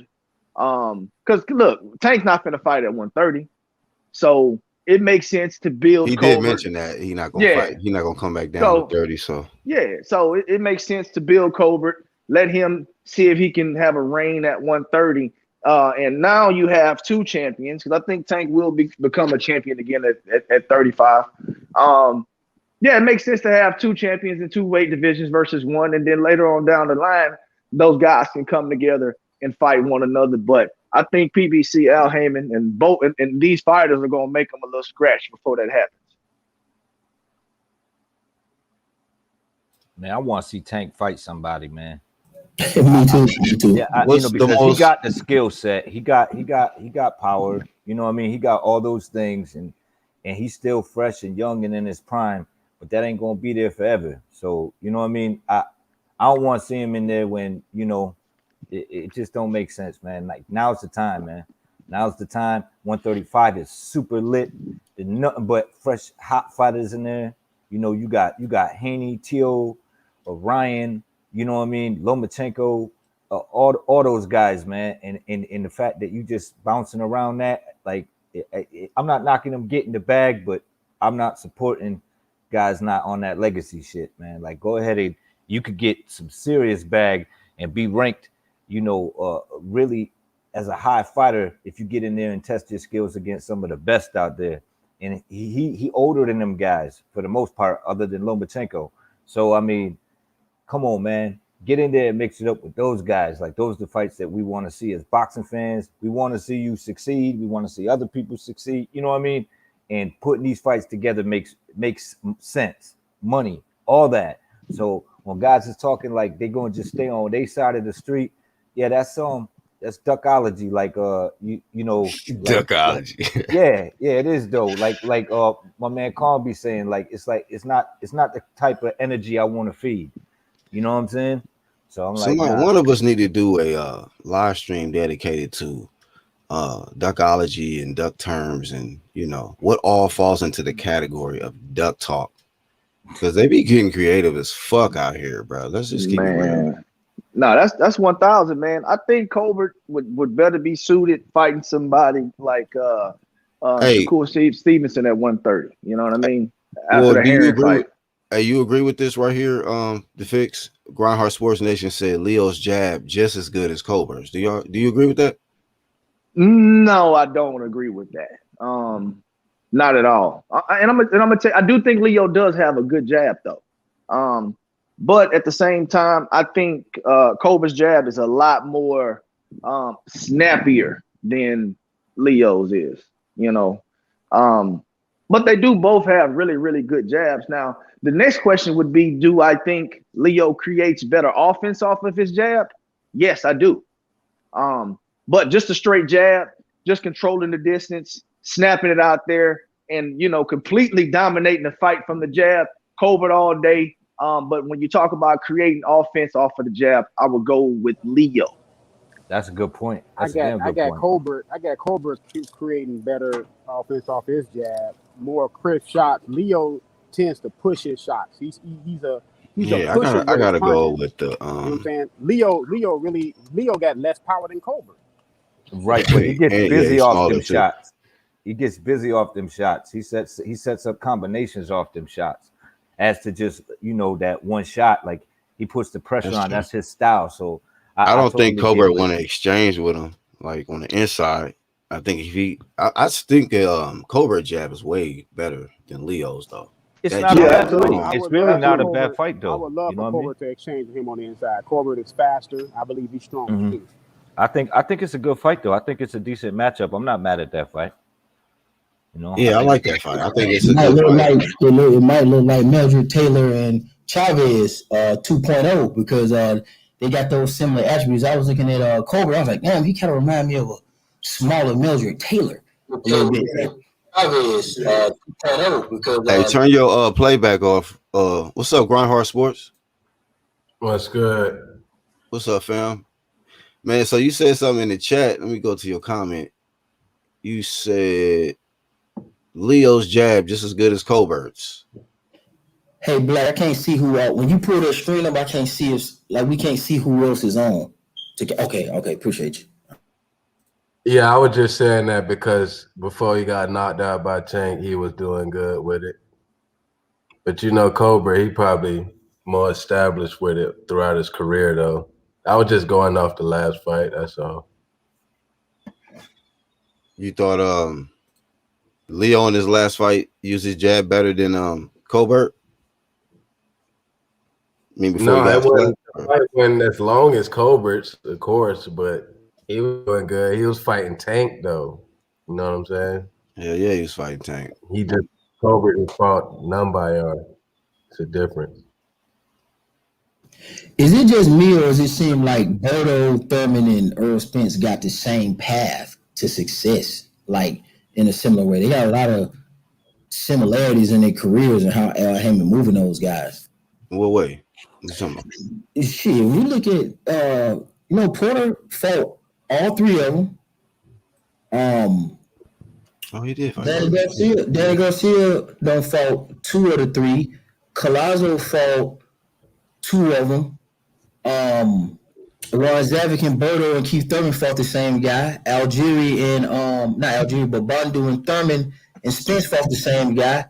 It's like they're in that same pool of fighters for some like similar. Whoever's available. If somebody's not available, then they're not available. So the Karas and Thurman, they got the same opponent. It's like Thurman has the same damn exact schedule as Berto, and then whatever's left over from that, it seems like Spence has the same or similar schedule to Keith Thurman.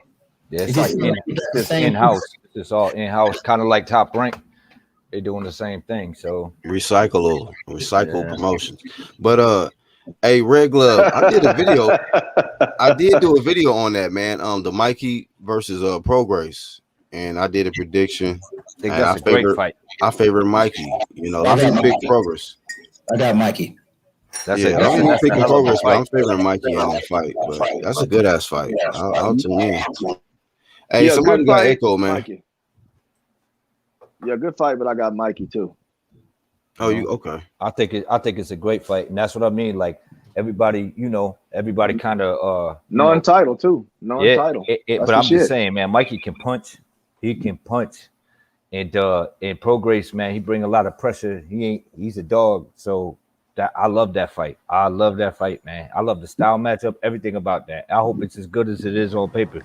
But is he a dog though? I got Mikey Garcia. Who? I got Mikey Garcia in that fight. Progress. Mikey Garcia. Yeah. Progress proved to be a dog, man. So he did prove that. I'm gonna tell you something, man. Progress to me, I'm not gonna say he's a dog just yet, because again, against Josh Taylor, I think he has some opportunities to capitalize and possibly win that fight. But when it was time to mash the gas, Progress looked like a wounded dog. That's just my opinion. It is what it is. He lost. He got beat up, but he got beat up, but he's still a dog, though. I mean, they went all out though. They went all out though. He ain't stopped Progress, that's for sure. And Progress throwing blows the entire time. And I feel like I think Progress is a dog, man. I do. I got Mikey Garcia in that fight. I got Mikey Garcia. Yeah, well, that's a lot of people picking Mikey then. I thought I was in the minority, but okay. Hell nah, man. Yeah, Mikey last Garcia, time a it was beast. like 3-1, like Regis. Remember? Yeah, maybe last time. Yeah, I was like, damn. I was like only person at one point. It's just the ruggedness of Regis. Like he will come forward and bang. And is Mikey gonna be able to time him good enough for all them rounds? I don't know. I think it's more likely Regis knocks him out than the other way around.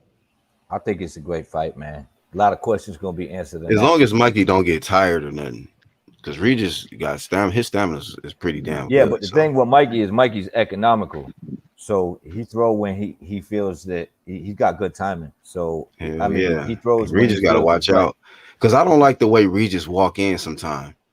And I think Mikey will time the fuck out of him doing that Mikey shit. Mikey been in there with a lot of good guys, man.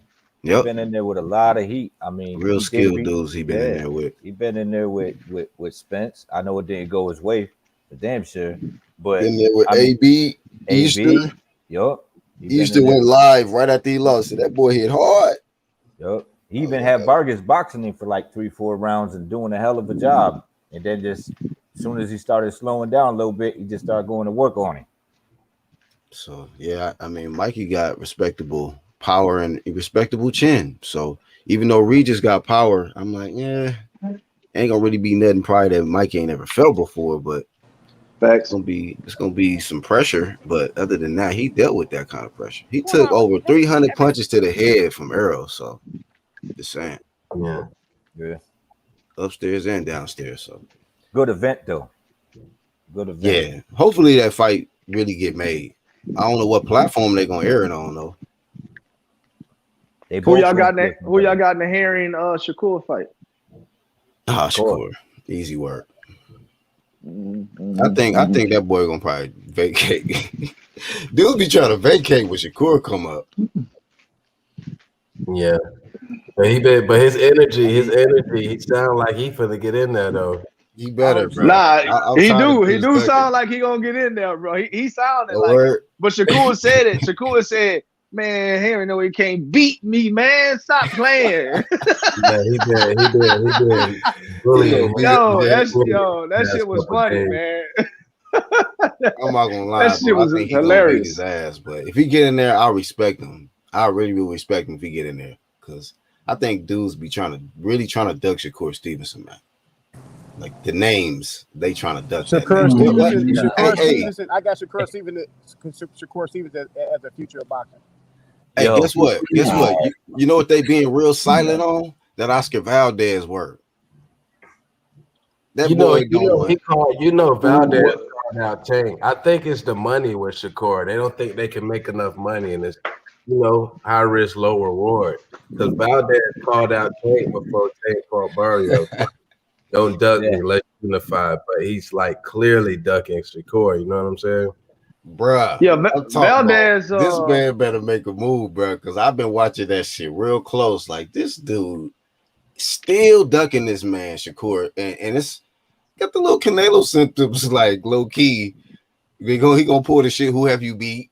Watch. He gonna say, you're a horrible fighter to watch. Canelo, man. What's the problem with Canelo, man? Okay. Yo, shout out to Aobs. He made a good point. He said, don't sleep on Regis. Mikey looked like he had 3 chins a few months ago. He is getting older, man. You can't just be cutting that weight all the time, though, too. Like that could pay dividend in the ring. You never know. Well, that's why. I mean, you know what? I'm gonna be. They probably find it a catch weight. They fighting at 140, but see, this is the thing right here. Let's be real about it, man. Mikey body, he gonna have 3 chins at 147, man, because he don't belong there, right? You fat at 147. You need to be fighting at 135 or 140, where you look lean, where it look like you need to be. 147, he should have never been there. He gonna look chubby. Although I think his power was starting to be noticed. And take Regis to 47. Watch. Yeah, you think so? I think he's gonna. He A size, so he probably gonna do that. Watch. Yeah, that might benefit Regis too, though, because I don't know, because Regis ain't never fought nobody at 47. Right. So, he said no 147. He said no 147 for Bud. But you think he'll go up there for Mikey? Oh no, don't do that. That's exposed. Don't do it, bruh. Yeah, Mikey is man. old to be jumping up Man, and down. why you keep hating that man for all that, man? Why you hating on Canelo, man? What you keep jabbing with Canelo? Don't do it, Zone. What you saying about Canelo? It speak for itself. Canelo, look, Canelo younger than every nigga on here and don't accomplish a whole bunch. So first of all, let's start that shit right now. That man 30 years old. That man been whooping ass in his 20s. So let's talk about it. Let's go. So with all that smoke cleared, I'm making the point that when you got somebody in your division and they pulling up, they will make excuses like horrible fighter, who have you beat? Man, when two different weight classes, they've been together. I'm talking about, I was looking at Shakur and Valdez. So I'm like, Valdez, you better just be careful, fam, out here. Hopefully you make a move, because you know Shakur been on your bumper for quite a minute. So don't duck him in 2 weight classes like Canelo did Andrade. I'm just stating the facts. Now Shakur been trying to fight that man for a minute though. That's true. Man, Andrade, man. Andrade can okay. Why you want to activate the mandatory and go up to 168?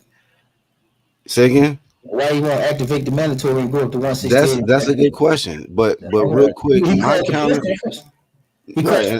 So it's his move. Man, Andrade just be capping. He a lame nigga that caps. Oh shit. That's what the fighters do now. See, we were talking about Errol Spence said about Keith. Oh, he lame. He lame. I don't see it. Go with the lame shit. I'm not saying because he's lame, he don't deserve a fight. Okay. I'm saying that he make lame moves. He don't even put his everybody dude has deal problems for years with Rock Nation. He tried to pull a scam against Charlo by trying to duck out the fight, steal more money. That got exposed. And dude, you be blaming the shit on yourself. So I'm not saying he's lame. Like, I know he's a lame, but that ain't a reason why Canelo shouldn't fight him. But Canelo shouldn't lame himself out to follow a lame nigga who can't fix his shit. And look, the man. I agree with you. Right now, Canelo's on a different path, so I'm not disagreeing with you that Canelo don't have to stop shit right now for him. But I'm only making a point that he did duck Andrade in 2 weight classes. He doing what he doing it. Hold on, he doing what he doing at 68 right now. But the fact remains, he did duck that man in 2. And if Andrade does go up, he gonna duck him in 3. That's all. Let's start at 154. When did he duck the man for everybody that's good at 154? Okay. So wait, hold on, real quick, back up. He did what? He should have fought Mel too. Mel went to Golden Boy. Wait a minute, he fought all the best at 54. So who better than Floyd Mayweather at 154? Who's when Floyd Mayweather? You said all the best. I didn't know you meant the best. Like, my bad. I'm telling you, always the best. Andrade went on a man. Andrade wasn't considered to be the best. You can't be champ. Wasn't he a champ at 54? I said best. See what I'm saying? I said best. You talking about a title holder? That shit come a dime a dozen, and it's the WBO. Fuck that WBO, bro. That shit just got in existence. You with the WBO click. All right. So you said that you're not better than undisputed don't matter. Yes, it matters. But what I'm telling you is you gotta have the WBO belt to get that full accolade. I'm saying we gotta look at who Canelo fought. Just pull up his resume and we can look at it together. The man fought Austin Trout, Floyd Mayweather. This man done fought Shane Mosley. We talking about guys. How old was Shane Mosley when he fought him? Go ahead. Was he a Hall of Famer? No. How old was he? Are we gonna do the name shit, or we gonna actually break the fight down? Man, I heard they was calling that boy Shane Moses when that boy fought Canelo. Man, like that boy was old, man. Hey, let's just break this shit down, bro. Go ahead, call out the names, and we're gonna talk about when he fought him, how old they was, all of that, the miles, all of that shit, bro. We gonna throw all of that in. Put a resume up so we can look at it. With documentation be conversation. Hold on. Okay, so real quick, Zone 6. Mac G, the boxologist, says Canelo was Andrade Mando at 54, and instead of fighting him for the title, he waited for them to strip Andrade. They stripped him. Man, He fought for that title against Liam Smith. Now that's a fact. No, Phil already destroyed that nigga. He just trying to hide in the comment section. Box out, get your punk ass online. Don't get mad. Just deal with the facts, man. No, just something behind the scenes, Black. Boxologist is a sucker. He already got his ass cooked. Why you gotta disrespect the man? I got his number. This nigga already got cooked on the shit. So he trying to find niggas who agree with him so he can hide. Is this a fact though, right here? Is this a fact? Before you go in on him personally. And Phil can cook your ass again on this subject matter. Stop fucking hiding, dude. Man. I'm talking about he already got destroyed on this. But am I right or am I wrong, Wayne Talk? He already got cooked on this shit. Don't do it.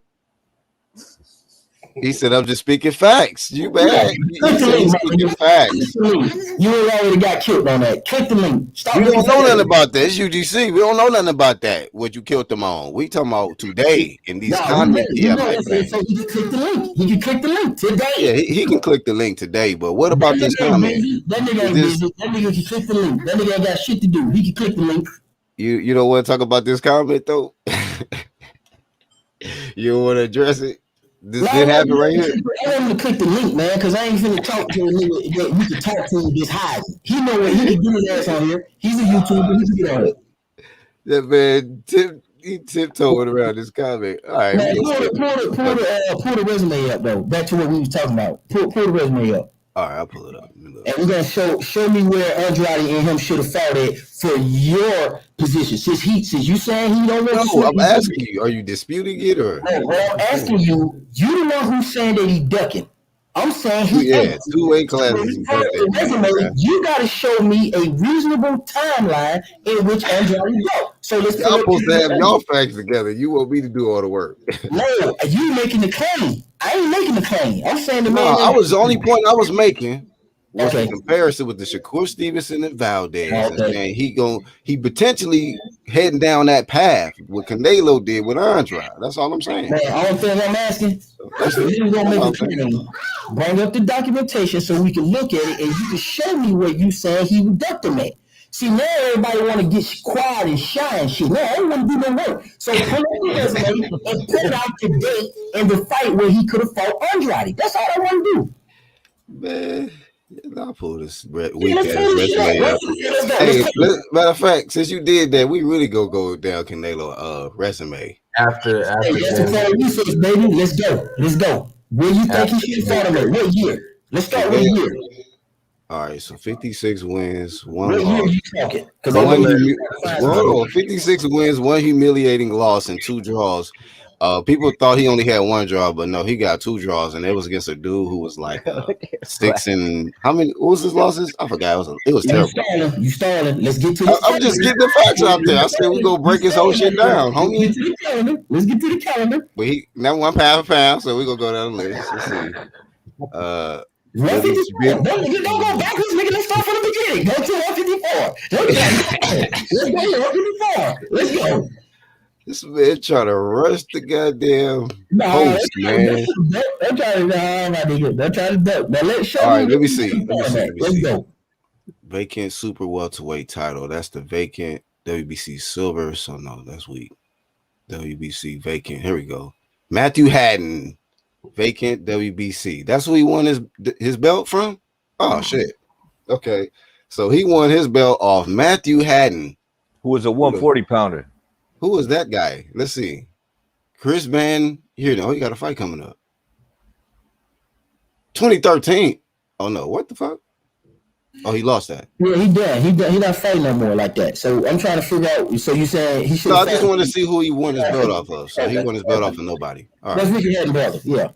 Haddon. That's who he won his belt, and then he defended it against Ryan Rhodes.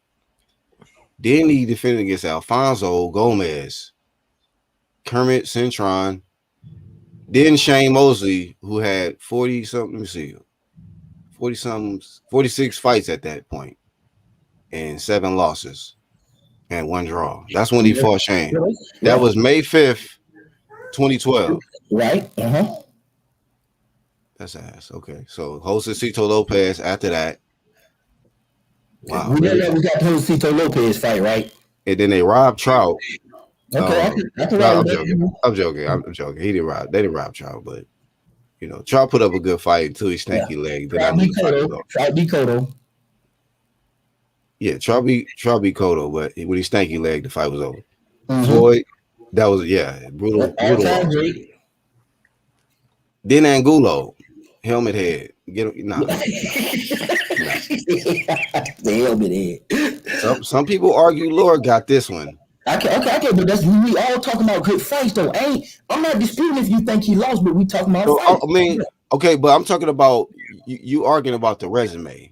No, I'm saying when should have he fought Andrade is what I'm asking you. Bro, I told you I found the spot. Man. Yeah. Oh, you talking about Well, I'm at 54. You said so. I'm looking at the timeline. What was the math you had right here? March 5th, 2011. So at that time, we got to look at what Andrade was doing. It was so you telling me now this finna be a body. You telling me in 2011, March, we was clamoring. Niggas weren't even on YouTube then. Not blood and all them niggas was on body banger, booty side, all them old niggas. But nigga, nobody 2011. We got you. I'm saying, is that what we saying? That's the call right there. Demetrius Andrade in 2011 should have got a title fight or some type of fight with We went to. I'm I think Demetrius that's right now. far back, man.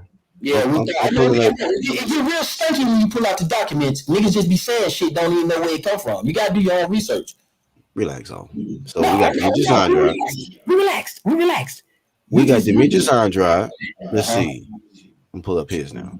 Oh my God. Don't throw up. We're gonna go 11. You just moved past 11. You just moved past 13. I'm talking about when he got the belt. Okay, got you. Okay, 2013. Vanis Matarosian, vacant WBO. It's a vacant belt. So there's a 2013. I think let me see, when did Canelo get stripped?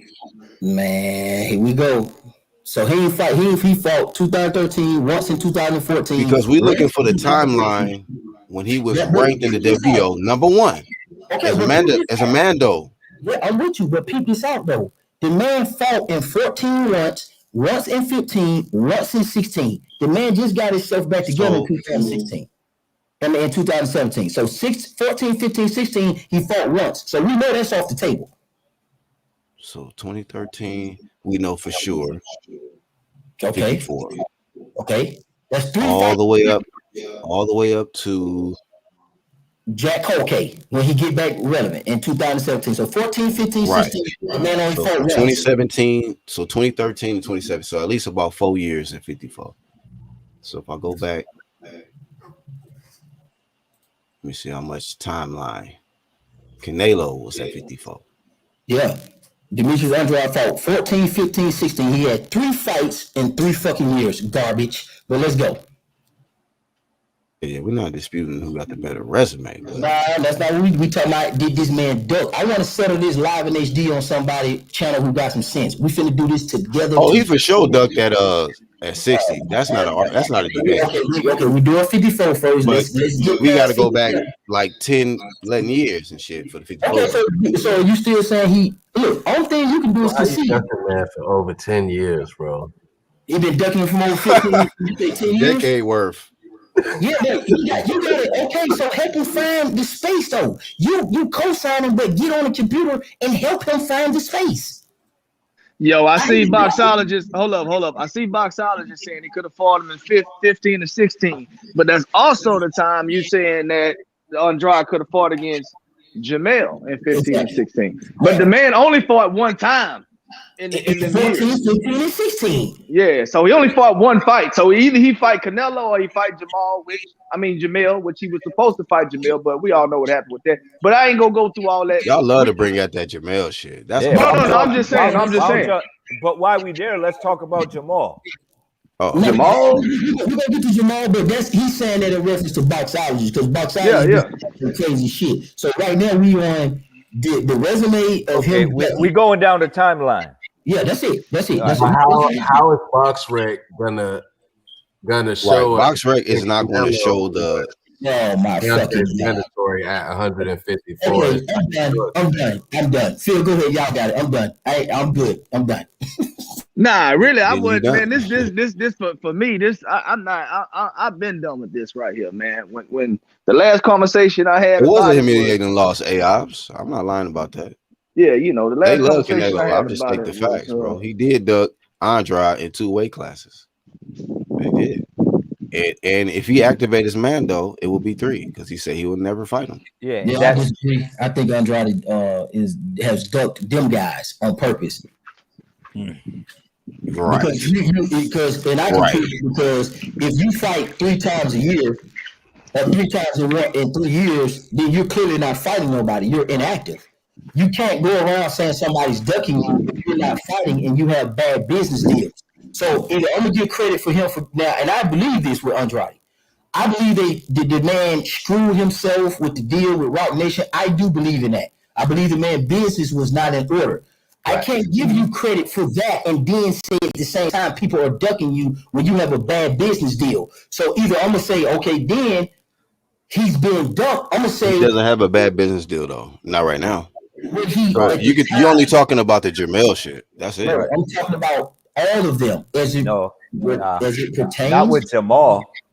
They offered $7 million on their network, on the opposite network too. I mean, for a unification bout, I don't know what more him and his team can do. I mean, that's good business. Real good. That's square business, and he ain't want none of that. So, I mean, as of now, I gotta say he declined that. You know, and he called out Andre and said, "Let's do this. Everybody wants it," and then. As soon as he you know, they was talking about it, he was like, "Oh, no, we're not doing that." So the only time I hear y'all argument that y'all try to make saying he got bad business, y'all talk about the Jamel shit. That's it. But the Rock Nation, that's a good back point. in the day. Back in the day, though. The Rock Nation I don't. So we don't dwell on that, fam. We don't dwell on the back in the day shit. I don't have a problem with the Jamal dispute. If a nigga send you a motherfucking contract, okay, or try and make a deal with you and you don't sign it, I mean, ain't nothing to talk about. The motherfucker didn't sign it. So guess what? The man tried to fight you. You didn't fight him. You know, that is what it is. Duck sauce. That's credit to Jamel. Right. That's credit to Jamel. Right. I mean, Jamel never ducked Andrade, but Jamal did. Jamal definitely did. So when the business was right, Jamal ducked. When his business wasn't right, he ducked Jamel. So that duck was in the past, fam. Like, I mean, ducks is in the past is ducks in the past. But present day, he been on some big champ shit. I've seen a lot of excuses. Dudes don't want to fight him. Y'all want to talk about he lame and he got a weak resume. I'm not talking about all of that. I'm talking about when his unification's there in 2 weight classes, when you had opportunities to fight the dude, you didn't pull the trigger on it. Because in your mind, you want to keep using the same excuse. Canelo, horrible fighter.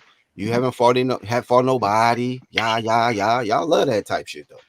So that's what y'all with. That's what y'all with. Absolutely right in doing what he's supposed to do.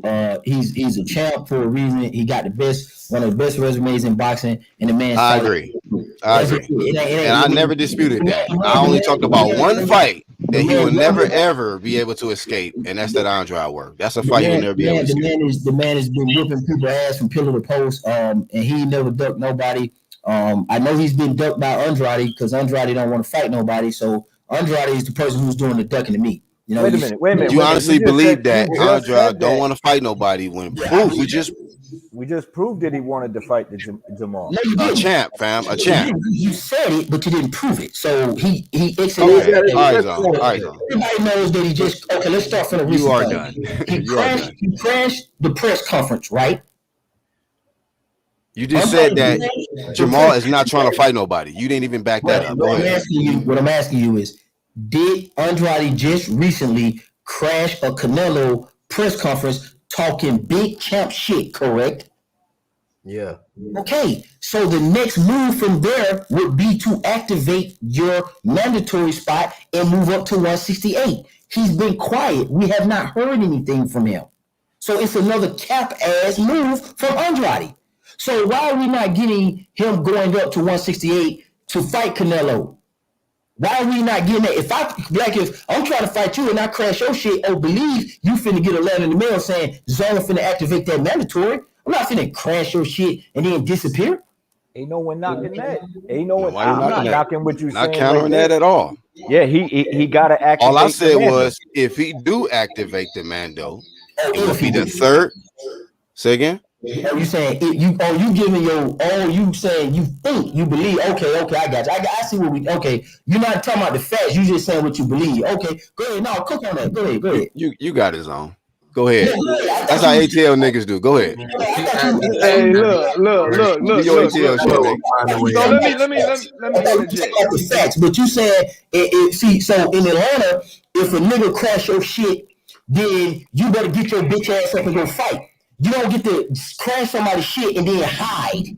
Okay, now I don't know how they work in other states, you know what I'm saying, and other walks of life, but that's not how we do down here. So, if you saying you believe something, okay, I can rock, but I ain't gonna fight no nigga opinion. But I just know if a nigga crash a nigga press conference and his daddy and they talk to it, then the next step I'm looking for is you moving up to fight the nigga at 168. Period. That's how I do things. So you ready to counter what you said about he ain't never try to fight nobody? Because you said that. Yeah, because he fought in 14, 15, 16. He fought 3 times. He fought 3 times in 3 years, right? So that means clearly he was inactive. Okay, so at this point I can't trust Andrade because he don't have no credibility with me. Maybe with you, but not with me. Okay, so when he tried to fight the other Charlo, the nigga tried to snake out of it and get more money, and then come back and try to fight the man after this man. Can you give us those facts? Can you show us right now? Otherwise, don't even talk about it. Yeah, what's up? Let me get the go ahead and show everything you just said. Go ahead and show us then. Put a link or something in the chat. No, I'm gonna pull it up. I can pull it up. Yeah, all of that. We've already combed through this, and I can just pull up the articles. You said, and what famous is Andrade weaseled out and try to get more money. What? Or Andrade? What did he try to do? When he, are you familiar with the story of Jamel and Andrade? I'm talking about Jamal. I'm talking about, see, that's what I'm saying. I'm talking about Jamal. You talking about pull up something on Jamal. You so fixated on Jamal. The argument is you saying that he ain't never try to fight nobody. Yeah, because I'm saying he's capping. So I just talked about Canelo. So let's talk about the offer. Wait a minute. I think what I'm getting from you. Do you feel? Because we ain't gonna get nowhere if we ain't on the same page. Do you guys feel like what he just did was capped with Canelo or not? That's all I need to know. No. Even if he did activate, I still don't think he's the one getting the fight, man. He said he's putting up a roadblock, even if he do. And if he do activate the WBO, if he do activate that WBO Mando, which I think he should, but if he does, he's gonna have to relinquish his WBO at 160. So what? You can fight Canelo. It don't matter. Right. But what I'm trying to say is Canelo already told him you ain't never getting the shot.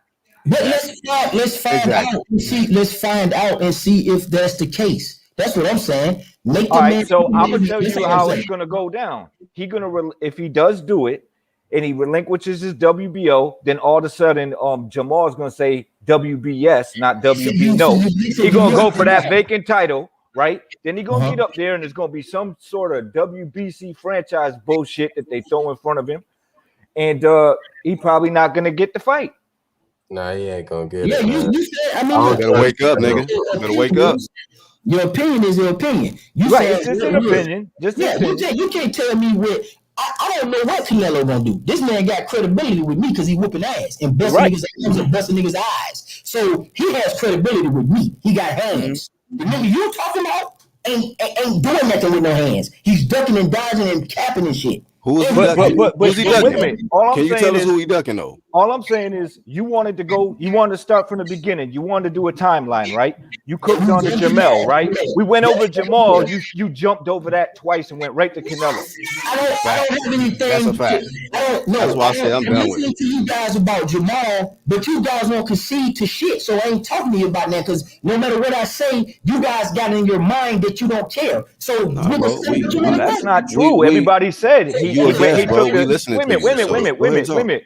He wanted to go the route with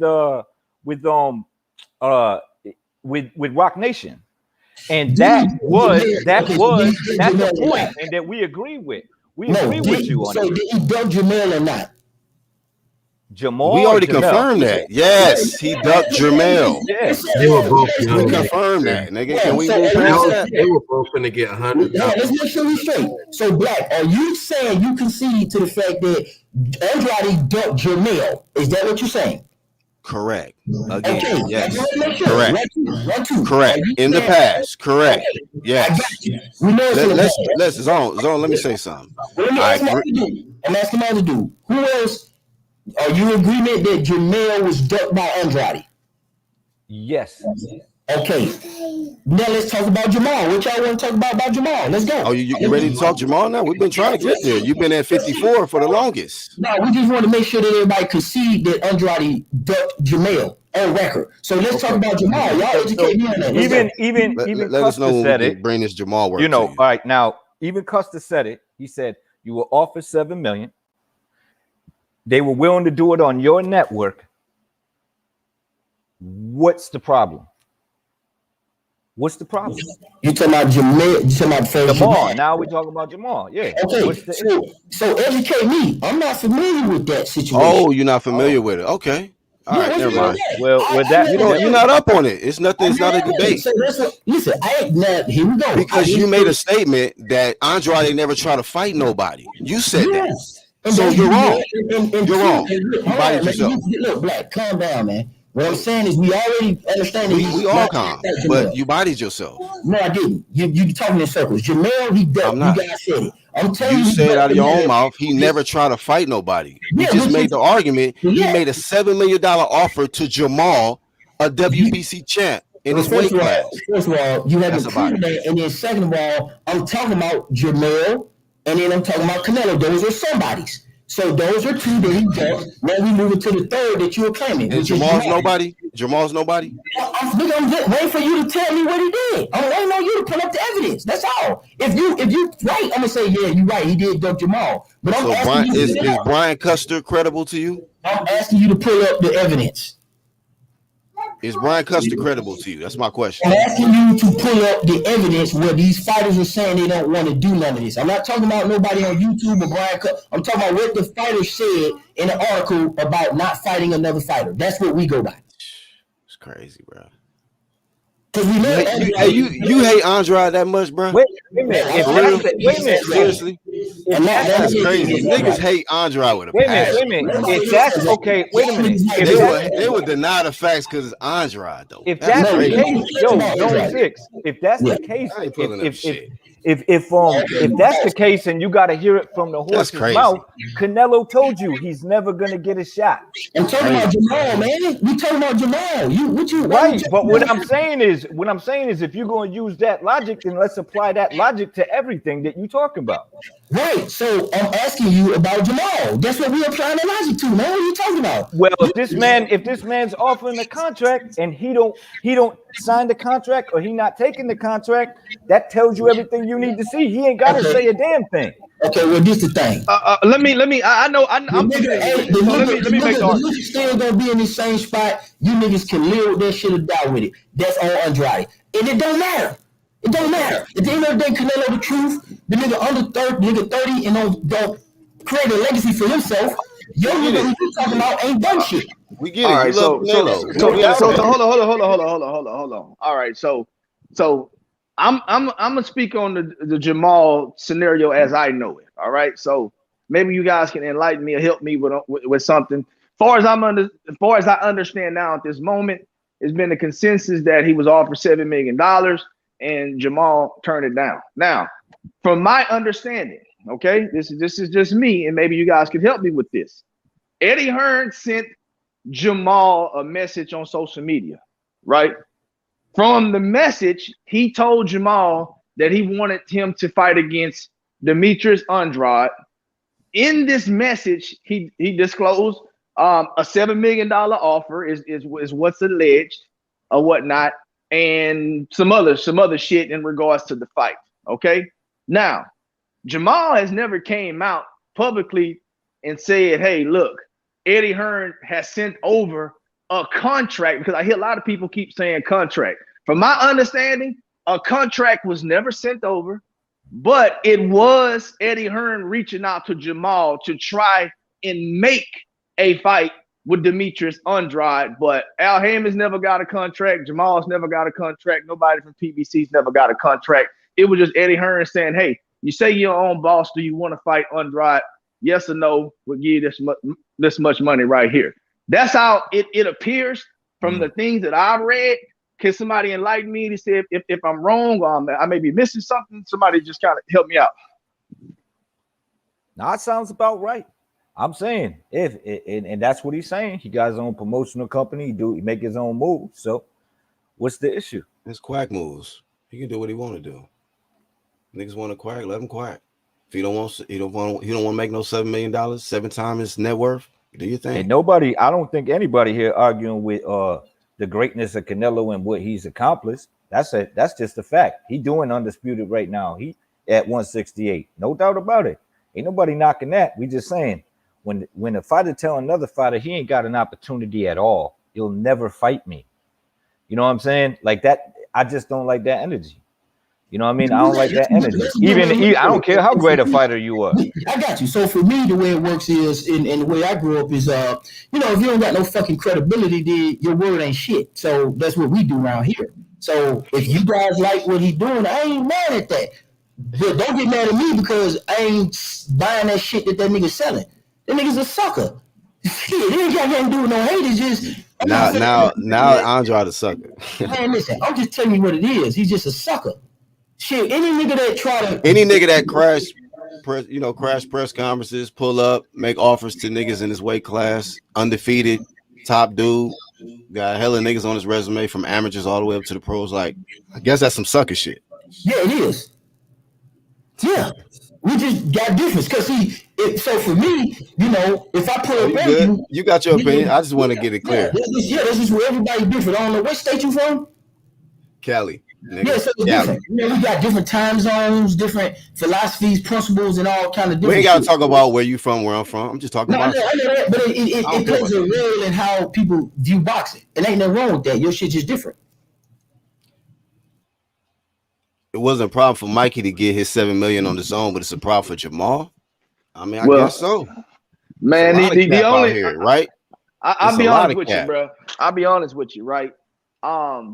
The only argument to me that could be made on Jamal's behalf is that a contract was never sent. Outside of that, I believe Eddie Hearn did reach out to him, made him an offer, and try to get that man $7 million. I do believe that whether Jamal ducked Andrade. Because this is the thing right here. Andrade may not have credibility as far as his word, but I think Eddie Hearn does have credibility. I think everybody would agree with that. Right. So I think if Eddie say he sent him an offer on Instagram or Twitter or whatever the fuck it was, I don't know, Facebook, I do believe Eddie Hearn. I do believe Eddie Hearn was trying to make the fight and Jamal didn't do it. So if you want to make an argument, I think the actual contract aspect, just to play devil's advocate, is the only avenue that you have. You know what I'm saying? But it had to go through Al Heyman and however they process. See, I don't know these guys' process. I hear a lot of guys talking about negotiating fight over Twitter and Facebook. I don't know all that. You know what I'm saying? I'm not with these guys 24/7. I'm not an insider. I don't chase guys around looking for interviews. So I just know if Eddie Hearn's one guy's promoter and Al Heyman's supposed to be another guy's promoter, then y'all two connect. Y'all two connect. Simple as that. And let's see what happens. All right, but he's calling himself his own promoter, but you find that credible, but he need to contact Al Heyman. Well, first of all, that's a lie. I never said that was credible. See how niggas do? I didn't say that was credible. When did I say that was credible? I'm just asking. I'm just asking if you concede. I'm just asking if you concede into the fact that you think that this man ducked Jamal. Which you just said something that I didn't say, bro. That's what I'm going to talk about. You just said something. Okay, let's move it then. Let's move the goalpost. We can go to this if that's what you want. All right. Okay. All right. You can make it personal. Go ahead. No, it's not personal. We're talking about facts. What's personal? Okay. Let's process the facts. We talking about boxing. We talking about the facts. Yeah, let's talk You about the just said boxing this shit, man is incredible, right? So Andre, so what's your gauge to make somebody credible? Making fights and Making fights. consistently fighting. Okay. Not taking layoffs and not doing screwy deals. So attempting to make fights and other people not taking the fight, that is it. You don't credit that. What's your question as it pertains to Andrade and Jamal, man? Did Jamal duck Andrade? Right. Based on that, I don't see. I don't know because I ain't seen nothing. I'm going on what y'all saying. All right. Your homie, the fix just confirmed. He just broke it down for everybody. Listen, I'm gonna tell you. I agree. Y'all have some credibility with me for us covering boxing, right? So let me show you how this work with me. I'm going to believe you guys, and I'm going to say, well, shit, you guys don't research it. But you don't believe what we saying about Canelo ducking Andrade and two-way class. No, because I've researched we ain't it got that much myself. credibility with you. No, I don't need your credibility because I've seen it myself, and my interpretation is different from yours. But based on this, I'm like, okay, I can rock with that. Maybe Jamal Charlo recently ducked him. I haven't heard anything about this. I'm listening to you guys. All right. Yeah, so I'm okay with that. See, that's what I'm saying. I'm okay with that.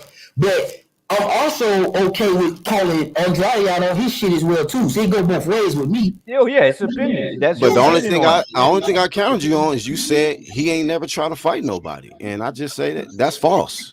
And I'm saying that's not false, my nigga. He's not because we still ain't. It ain't got to be nothing to do with me liking the fight or nothing. I'm just telling you facts. He has tried to fight Top Dog.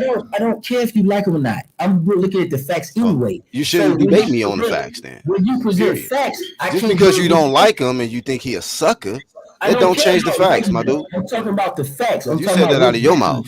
I'm talking about what's documented, and what's documented is that he's not putting in the proper effort to be what y'all think he should be. And that's just my it ain't about what I think he should be. I'm just telling you that's fine. And I'm giving you what I think on my interpretation of what's written. That's what I do. I look at what's written and I interpret it. If there's nothing written and I'm going off y'all word, I'm just going off y'all word until I investigate it. Then when I investigate it, I'm gonna get me. I tell you what I think. You could be investigating right now. You can Google that shit. Yeah, I can. But I'm gonna go with y'all word. What? I investigate it later when I get off here when I feel like it. When you disagree with it, we gotta look it up. No, you know what I'm saying?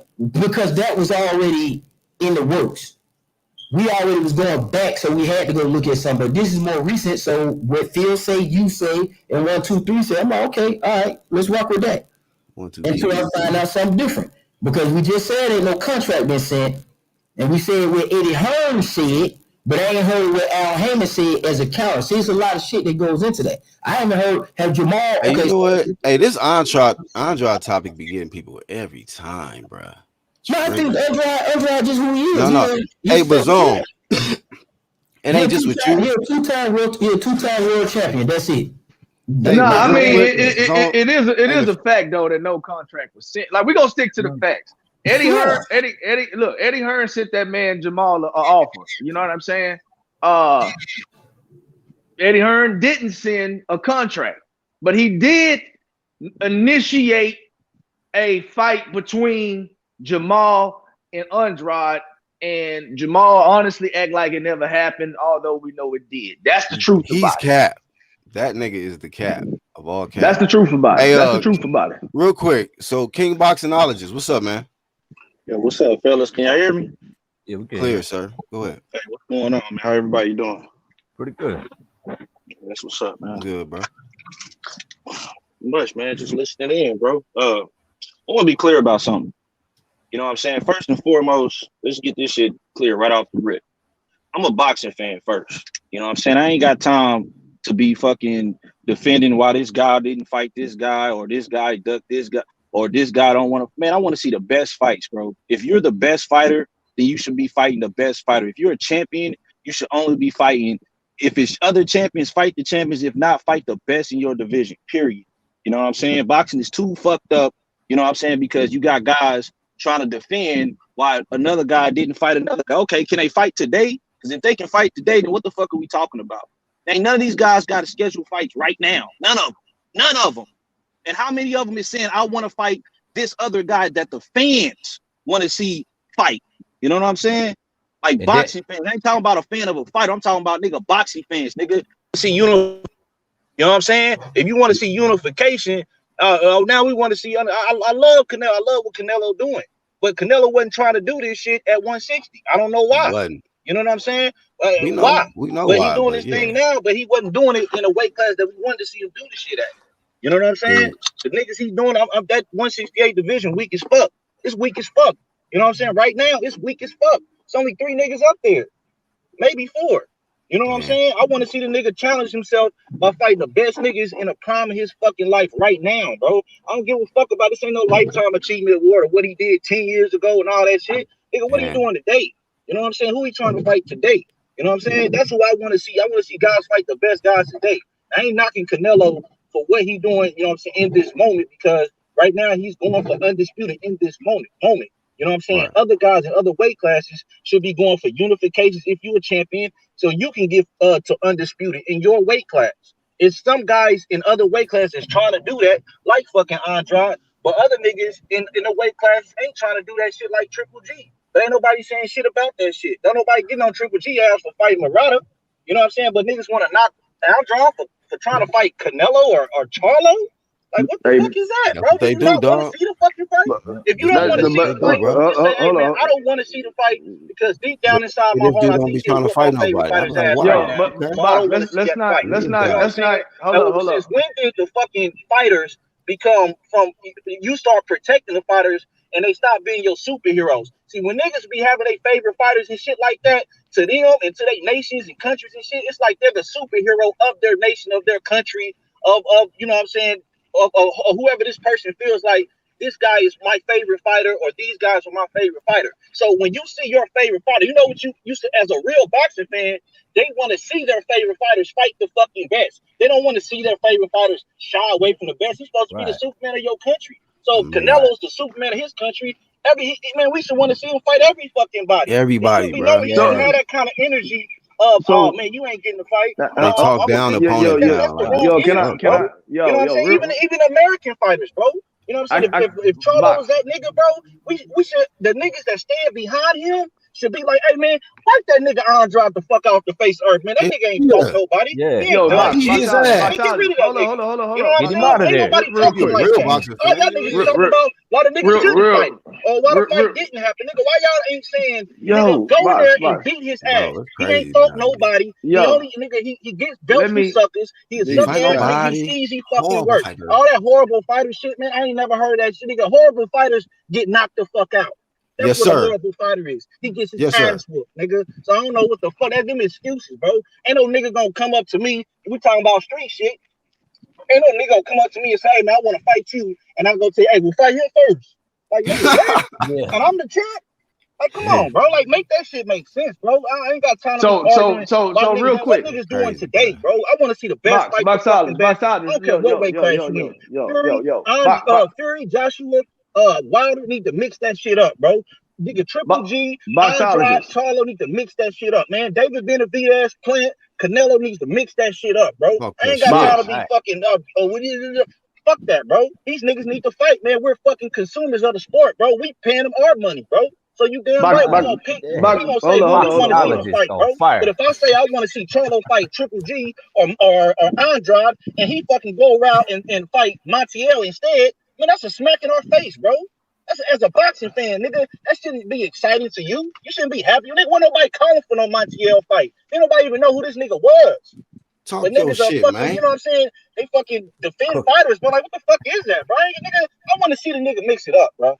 If he get his ass whooped, he get his ass whooped. If the guy think can beat him, get his ass whooped, then guess what? He got his ass whooped. And now we can fucking go back and when the history books are written and fucking assess these guys accurately because they actually fought each other in a proper time they were supposed to fight each other. You know what I'm saying? But when they don't do that shit, it's hard to fucking access the sport in the history books to really see who the fuck was the best was.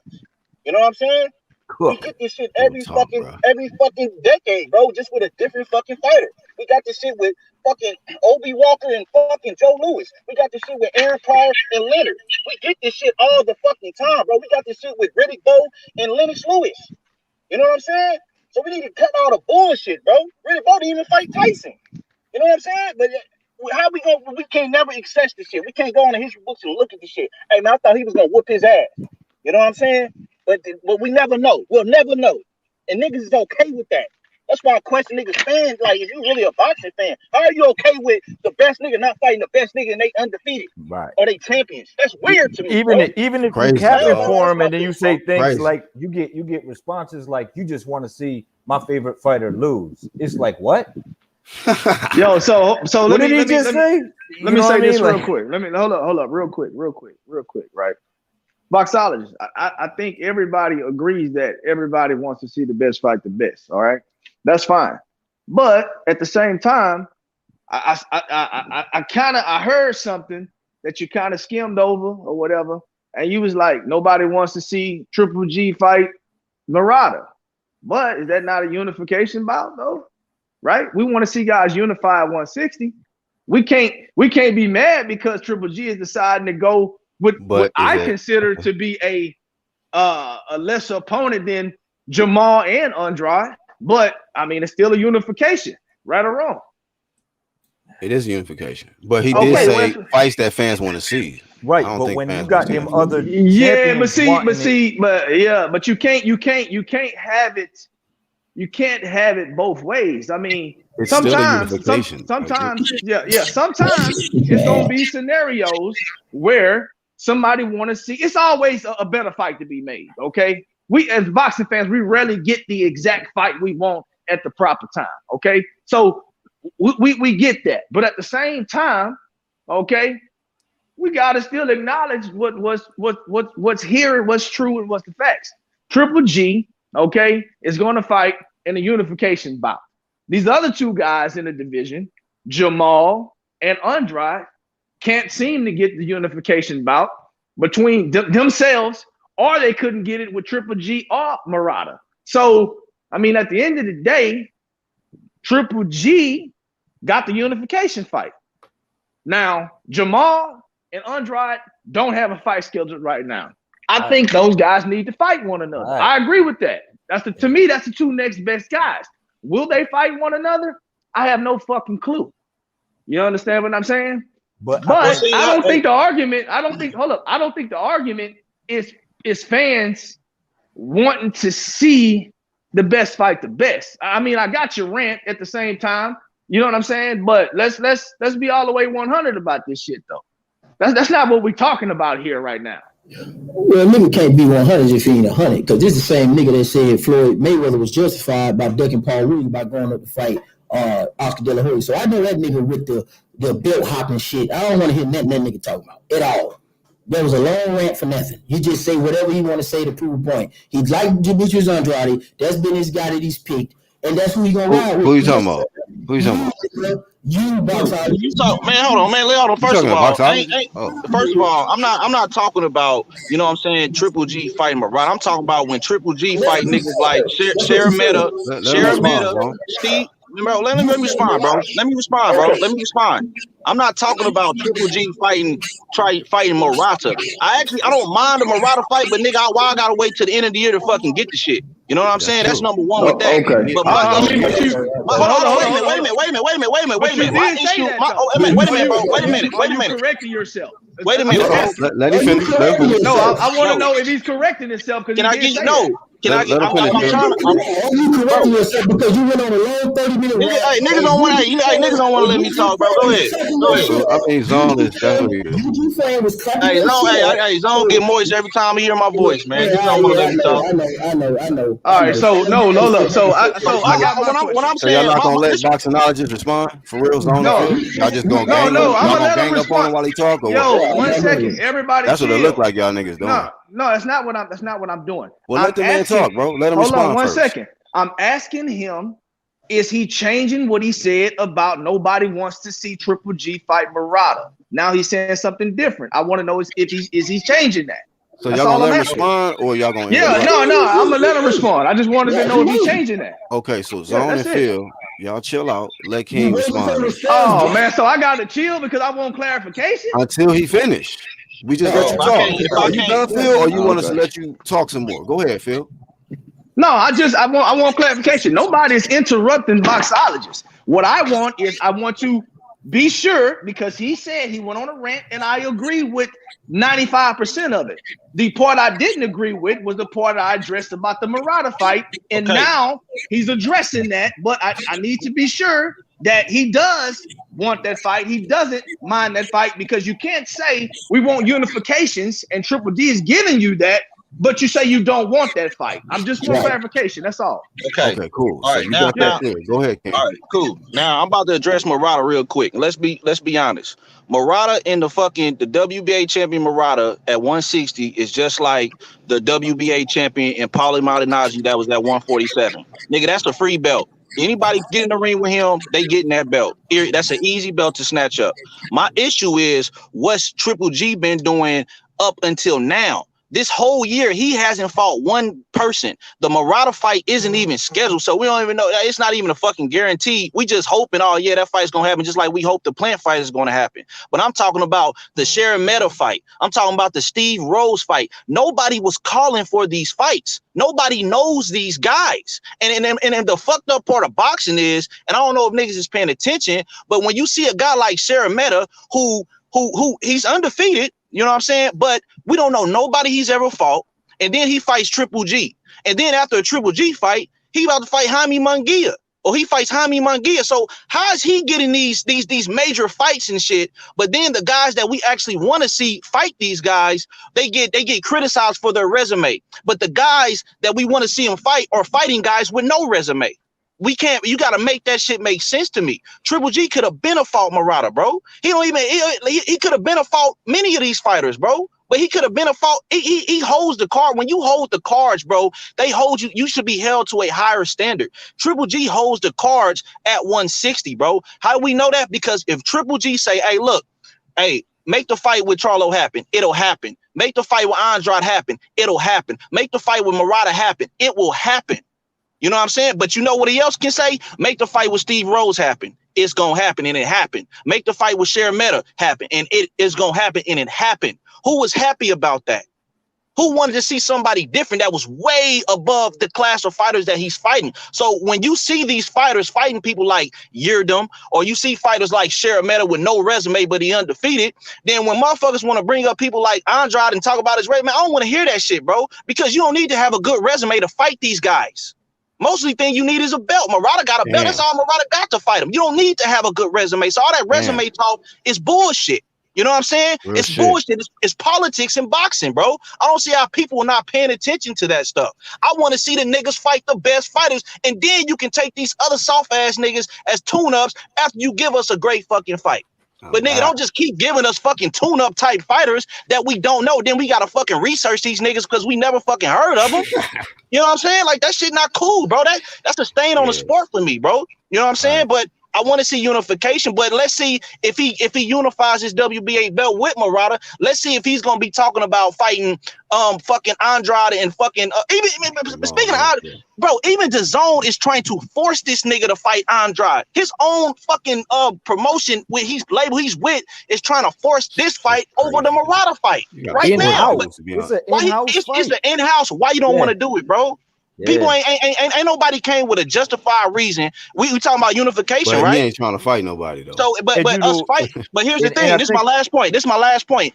We're fight fans. So you know what? If we can see a good fight every week, we will see a good fight every week. So us as a fight collectively as fight fans, we would want to push and see the fucking Andrade and Triple G fight before the end of the year. Him fighting Murata. Why? Because it is unification, like Phil said. Yes, it's unification. That's what we want to see, right? It's unification. It's a bigger name, and it'll draw a bigger crowd, especially in America. You know what I'm saying? Right, can I respond? Can I let Phil respond, yo? Go ahead. All right. So again, like boxology, I want to reiterate. I get your point about making the best fight, bro. Nobody here is disputing that. At the same time, let's not downplay the WBA belt. Okay, it doesn't. You're better than that, right? So we're not gonna downplay the WBA belt, right? It is a credible title. So never said it wasn't. Yeah, but you try to downplay it. You was like, man, that's like so and so having the so and so belt, the Paulie Malignaggi. It don't matter. I'm saying Murata is Paulie Malignaggi at 160. No, but Cook, man. Go Yeah, ahead. but regardless, it doesn't matter who has the strap. It is a unification bout. Okay, we're not gonna downplay the belt or the fighter who got in the ring and got the belt.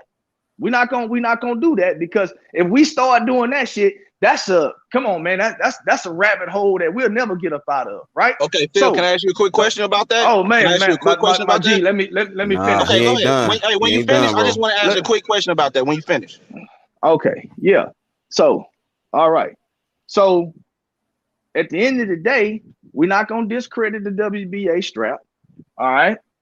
So, also, when we talk about these particular fights and all this other kind of shit, first of all, Yildirim was the mandatory for the WBC. Again, we're gonna stick with these facts. All right. I get it. Nobody wanted to see the Yildirim fact, but that still doesn't discount the fact that he was the mandatory. Okay. So those are the facts. Okay. And what I'm doing is, because again, I'm only going to speak on the things I disagree with. The WBA strap, okay. The Yildirim wasn't mandatory. Sometimes we got to see fights that we don't want to see, bro. Like at the end of the day, you know, I can go out and I can do the same thing with Andrade and point out opponents that I don't want to see. But that's just bullshit, right? Because he just had a mandatory that was a good fight. You understand what I'm saying? So look, man, and did I want to see that one? Of course not. You understand what I'm saying, bro? Like, you're right. You don't have to have some kind of stellar resume to get into the fight to get into the ring with these guys. Nobody is sitting here. I'm not disputing that. You understand what I'm saying? I'm not disputing the fact that we're not getting the best fights possible. I'm not disputing that either. But if I'm going to have a conversation with you, I'm going to sit here and I'm going to point out the things that I can factually prove. And the WBA is a credible sanctioning body. And Yildirim was absolutely Canelo Alvarez's mandatory. That's all I'm saying. I'm just pointing out the facts, brother. I got you. But you said it was one thing that you said. I understand, bro. But it was one thing that you said I wanted to ask you about. You know what I'm saying? My question, because you said don't discredit the man that went in the ring and won the strap, right? Yeah, I said we're not going to discredit the WBA strap, and we're not going to discredit the fighter that went in there and got it. Okay, and here's the thing. I'm not going to discredit the WBA strap, because we all understand that you need the WBA strap to be undisputed champion. But I do have a right to discredit the fighter if the fighter didn't actually go in the ring and win the official WBA strap. When you look at the grand scheme of things, especially at 160, Murata, it's just a little history lesson. Murata never actually went in the ring and beat somebody for the official WBA strap. He got inaugurated to that level. You know what I'm saying? He didn't fight for it. When you look at Jamal Charlo, he didn't actually beat somebody for the WBC strap. He just got inaugurated to that.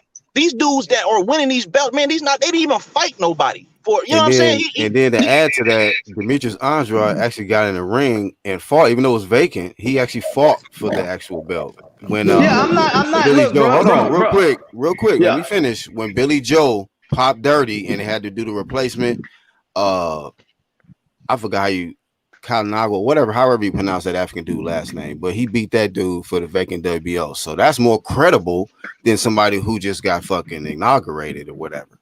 Do y'all agree?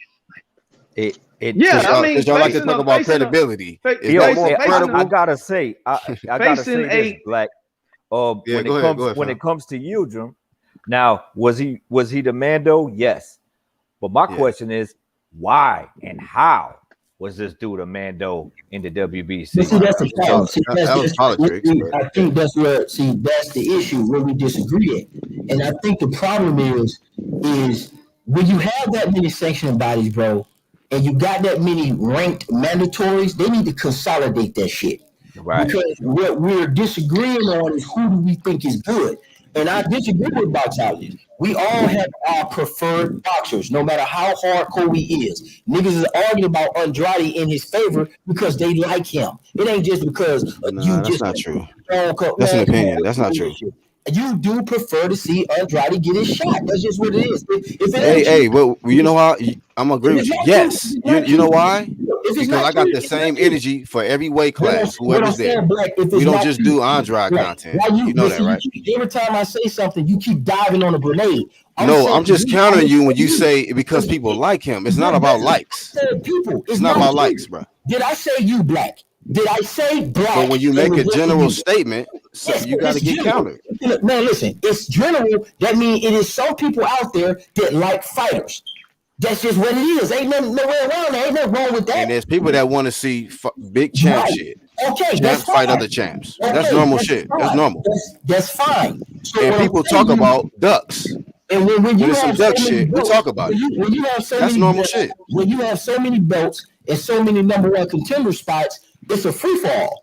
So you got a preference on who you want to see. Because see, I'm not sure if I don't know who would be a champion if we had one belt and one contender spot. I don't know if Andrade, Jamal, or Triple G will truly be champions. This is what you get when you have multiple belts and multiple contenders and that kind of shit going on in boxing. That's why we need to consolidate the belts in the #1 contender spot so we can find out who's who. Because I'm not sure if Andrade would be a 2-time world champion if we didn't have the WBO and all these extra belts. I don't know. I don't know if Charlo is a champion if we didn't have the IBF and the WBC. You know what I'm saying? If we just had one belt. So I don't know. So you're going to have a person who you look at on the WBO side, the IBF side, and you're going to pick and choose who you feel deserves a fight more so than anybody. That's just the bottom line. And right now you're saying Andrade, needs an opportunity. That's fine. That's cool if you want to see that. That's fine. I'm just saying, hey, if the energy coming from only one side of a champion versus a champion to make a fight happen, like that's the problem. And the other one ain't putting no energy into making that work. And real quick, that's the problem. Real quick, an update to y'all so that y'all know. A quick update. Never once picked Demetrius Andrade to beat Canelo. So just a quick update. So it's funny how people get emotional and think and making assumptions, but sometimes you just want to see somebody who's a top guy, who's undefeated, fight another top guy. That's all it's ever been. Because I'm gonna be honest with you. If they fought today, I favor Canelo to win. But when I look at it, I see one guy who energy says he don't want the fight, and another guy who ain't never been beat. Hold on, one guy who ain't never been beat in there saying like, "I'll jump in there with you." You ain't got to talk about who I beat and who have I fought because you did fight a Yildirim. So obviously it don't matter about who the person fought for you to fight him. So niggas be bodying themselves with that. Because Canelo, hold on, but that's why I think Yildirim is a bad example. You kept cutting me off, Phil. Hold on. We nobody's disputing that. Most of us out here would pick Canelo to whoop his ass. That's different from seeing the fight. And what I'm telling you is, you got a preferred fighter to who you want to see fight. That's it. And I'm saying I don't have to agree with who the fuck you want to see fight. That's what I'm saying. It ain't about no best because none of these niggas ain't no fucking best because you got 4 fucking titles. So how the fuck somebody's the best until they become undisputed? So Andrade ain't no best. Charlo ain't no fucking best. The best of the WBO. So you do got 4 different organizations, but there's 4 different bests in different sanctioning bodies. And when they unify, then you find out who's the ultimate number 1. This is normal shit. Right. It's normal shit. Right, but when guys don't want to unify, that's the problem. That's the problem. Look. I disagree. My thing is this right here. When people bring up the Yildirim fight, that's what I can't get with. Man. Like if you wanted to bring up the Rocky Fielding fight, that's a different kind of scenario because that fight actually did not have to happen whatsoever. I don't care if it was Canelo gave his sparring partner a payday, man. Whatever. So that's what I'm saying. Yeah, I don't know. To me, that's if he wanted to do that, he can do that. Whatever. I got you. But my point is this right here. People use the Yildirim fight like regardless of however Yildirim got even Fielding. Who did Fielding beat? It didn't matter that he got the fight. He didn't have to be a big name. That's just you gotta be consistent, bro. But no, I'm trying to be consistent, but you keep on jumping in. No, I'm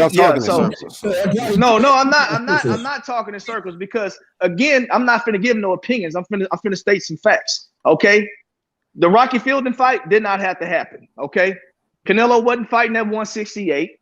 Okay, he went up and he fought for a secondary title that was voluntary. Okay, so the Fielding fight did not have to happen. To me, if I'm making an argument on the behalf of what you guys are, to me, that's a better example. But I'm not going to sit here and fault Yildirim for putting himself however he got there. I'm not arguing with the sanctioning bodies. They do what they do. For putting himself in a position to become the mandatory for the WBC and get his title shot. Because again, guess what? The motherfuckers up underneath you feel like they deserve title shots too, right? Not just the guys with the straps. So to me, when people, hold on 1 second, because people, motherfuckers want to say keep the same energy and all this, right? I'm speaking facts right now. So when motherfuckers, okay, become mandatories, okay, they deserve their shot just like a motherfucker that's holding the strap deserves a shot. It just depends on if the sanctioning body decides to enforce it or not. Okay. Now we all know that they can be overridden by a unification bouts. We know these things already, but at the same time, I don't think the Yildirim fight or Yildirim needs to be penalized because he was the fucking mandatory. That's to me, that's a terrible example. But that's what I'm trying to say is, how did he get that mando? By getting slept? Bro, hold on, time out, man. Hold on. So look, this is one thing I'm not gonna Nobody do. even debating that, bro. Yeah, if you want to keep talking about that, you can, but nobody's even debating you on that. I mean, but y'all keep bringing up Yildirim though. So I'm just clearing We're that talking up. about how it doesn't matter about the resume of the fighter or who they fought. Otherwise, it's like, why would you fight guys like that? Fielding, like you said, fielding. Like that's I agree with that, but what I'm telling you is this right here. We're talking about the resume. Guys are not trying to fight nobody, like Zone said earlier. Well, that's Absolutely. totally who said been that? wrong. Who said that? I just said Zone. Zone Okay. said Andrade ain't been trying to fight nobody, and that's what I counted him on, and it said that was wrong. We confirmed he was wrong on that, but he's fought guys. He's really legitimately fought guys who hasn't really fought anybody. You look at his resume, he hasn't fought any. Listen, man, I don't got time for this monkey shit. I'm saying this documented. I understand all the bullshit that goes around in boxing. I'm telling you right now, the problem is that we agree, but there's too many belts for me to determine who is who. I don't know who the fuck Andrade is or this person is, and it doesn't matter if you like him. I don't have to like the person because there's too many belts for me to determine who's who. What I do know is Josh Taylor's undisputed. That's what I do fucking know. See, I know he's the best, and I ain't got to worry about that. So when they gave Tank that false ass belt, see, I know that because I'm watching that. But this other shit y'all talking about Andrade and the rest of these niggas, I don't know because they belt hop. I don't even know if this man would technically be a champion if it weren't for the WBO. See, I don't know a lot of shit. Y'all niggas claiming y'all know these niggas through and through. I don't know. So you gonna have to show me Andrade ain't fought nobody. But is sometimes what we gotta ask ourselves sometimes is the reason this person hasn't fought anybody is because the other guys that is profess themselves to be the best or reluctant to fight him.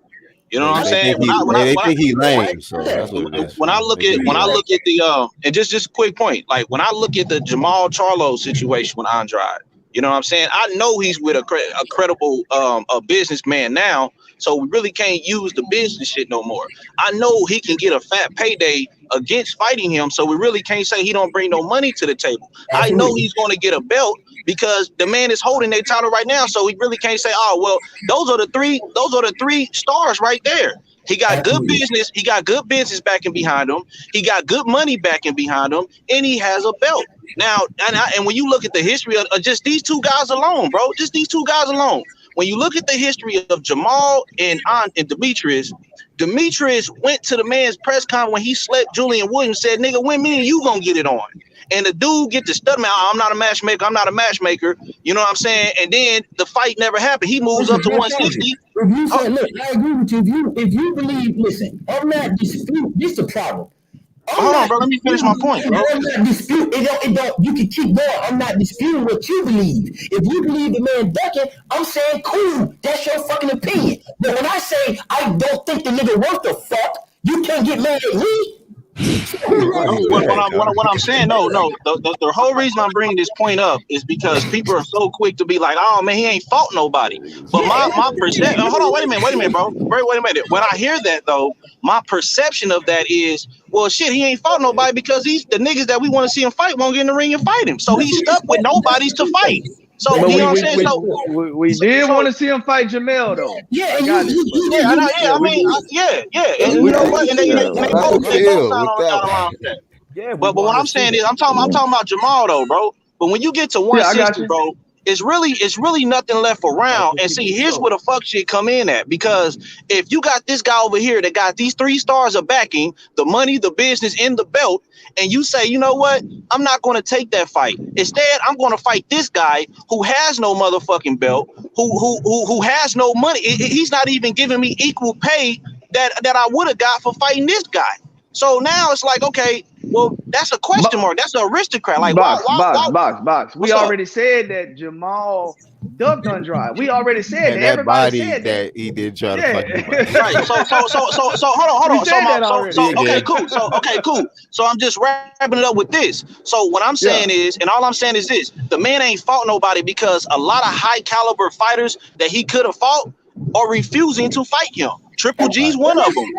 Charlo's one of them. That's all I'm saying, bro. And that's fine if you think that. But I don't think that, bro. I know that, bro. That's everybody's thought. What I'm saying is, that's fine. That's a fact, bro. That's fine, whatever you believe. But when I don't believe, but these are beliefs now. Why you think we making this up, dog? You say we credible people, but we making up shit. Yo, zone 6. You're not making it make sense. Zone 6. If y'all listen for a change, you understand. I've been listening. Nah, we making it up now. 20 minutes. I ain't even been talking. Now you got a real bad habit of just making shit up as you go, bro. I ain't saying shit about what we all making shit up as we go. What I'm saying is this. This is all make believe. I agree. Flame, whatever you come up with in your mind is cool. Whatever box I know. It's make believe now. It's cool. No, it ain't gotta be make believe. It's just what you see and what you like. Goddamn, so what I'm telling you is, I have a different perspective on the shit because there's too many belts. We got beliefs, not facts. There's no consolidation, no matter how you look at it. It's too many fucking belts. It's too many #1 contenders, and there's too many politics in boxing. Just like boxing just said. So with that being said, you gotta pick and choose who you like. You just figuring it out like I'm figuring out. The nigga Andrade won some vacant belts. Jurgen might be credible, might not be credible. It depends on what the fuck you like. And all I'm saying is, man, at the end of the day, man, like, as a purist boxing fan, bro, I really don't have a fucking dog in the fight, bro. Because guess what? If Charlo and fucking Andrade get in there and mix it up, and Charlo whoop his motherfucking ass, you know what I'm gonna say? Hey, look, my guy got his ass whooped, but it was a great fucking fight. Because I know you gotta be really good to beat the dude. You gotta really have some skill to beat the dude. This ain't no Erickson Lubin. You just gonna go in there and just hit him 1 punch in the first round and go to sleep. Lubin in there. I'm just saying, though. I'm just saying, bro. Like, I want to see good fights, no matter the outcome, bro. Because if they good enough, they gonna bounce back anyway. So it don't even matter. So why argue? Oh, you ain't fighting him because you don't need to. What? Box. If you gonna use a twin, stick with Jamal, because this Jamel thing. Stick with Jamal. Bro, I haven't, bro. Hey, since this whole conversation, bro, I have not brought up Jamel Charlo, bro. No, but you said, but Lubin fought Mel though. Yeah. No. What I'm saying is, when Lubin was about to fight Mel, I actually wanted to see that fight because I thought, you know what I'm saying, based on what people was talking about Lubin, like he was the goods. You know what I'm saying? So I'm like, okay, Lubin is good. Lubin is a good fight. Right. But what I'm saying is, and all I'm saying is, bro, Andrade is better because one thing that I know for sure is that him and Charlo ain't gonna get in the ring and the fight gonna be over in 1 round. These guys are technicians. These guys are gonna play chess. These guys are gonna bang. These guys, this gonna put on an exciting fight no matter who wins. That's what we want to see as fans. Just an exciting fight. We can't control the outcome. Okay, I got you. Yeah. As for people reaching for undisputed, what I mean is what I was saying was like, but it's the energy of the other fighter that's willing to get in the ring with him to make that man undisputed. So if a guy's not willing to get into the ring with him, I can't fault the guy that's trying to get in the ring with him. You know what I'm saying? I'm not going to do that. I'm not going to do that. You know what I mean? So hold on, let him talk, bro. So when you bring up guys like Taylor, Taylor did it. Taylor got in there. He fought those guys. He beat those guys. He became undisputed, no doubt. But it took them other dudes to sign the contract or to get offers and go through with the shit. Shout out to Jose Ramirez. Yep. Yeah, to go through with the shit to make the shit happen. So when guys ain't got that type of energy and they not trying shout out to Taylor happen, too. Yeah, shout out to Taylor for doing that because he got to do that too. But when I see Andre, it ain't even got to be about being a fan of Andre, more of a fan of the sport and basically why there's sanctioning bodies in the first place and undisputed and all that. And you're right, there is too many belts out there and there's too many regulars, supers, all that bullshit. But the problem with that is these guys trying to make it work. They like, yo, I got a title. Get me in there. Let's make it happen. This is the big fight. It's the fight that people want to see. You know, even if you ain't making big money, the matchup itself sells. So if you're taking this fight over this fight, then you know what it is. You know this guy's not really trying to make that fight happen. So, I mean, that's not a worry. You know what I mean? And on top of that, man, just to add on to what you're saying, bro, like, if it's a big difference between a fan. Let that man finish, man. Oh, go ahead. He was cooking. I was liking what he was saying. Go ahead. But I just want to see, like, I just want to see these guys fight, man. I want to see these guys mix it up, and I want to see the best. I want to see undisputed. You know what I mean? That's why I don't be giving credit to guys that just be sticking around, and we was talking about that earlier. They just be sticking around and just keep fighting each other and fighting in this little. I put it like this. You know say, like, if a guy like Andre, even though a lot of people dislike him, if he didn't have a strap, I would be fucking talking about him. Man, let me say this point real quick, bro, before y'all hold up. Hey, King Boxnologist, was on. I can't say nothing, dog. You know what I'm saying? They're trying to hit a man out. You be jumping in all the time. Goddamn. So now I'm trying to hit one too. Let the man see.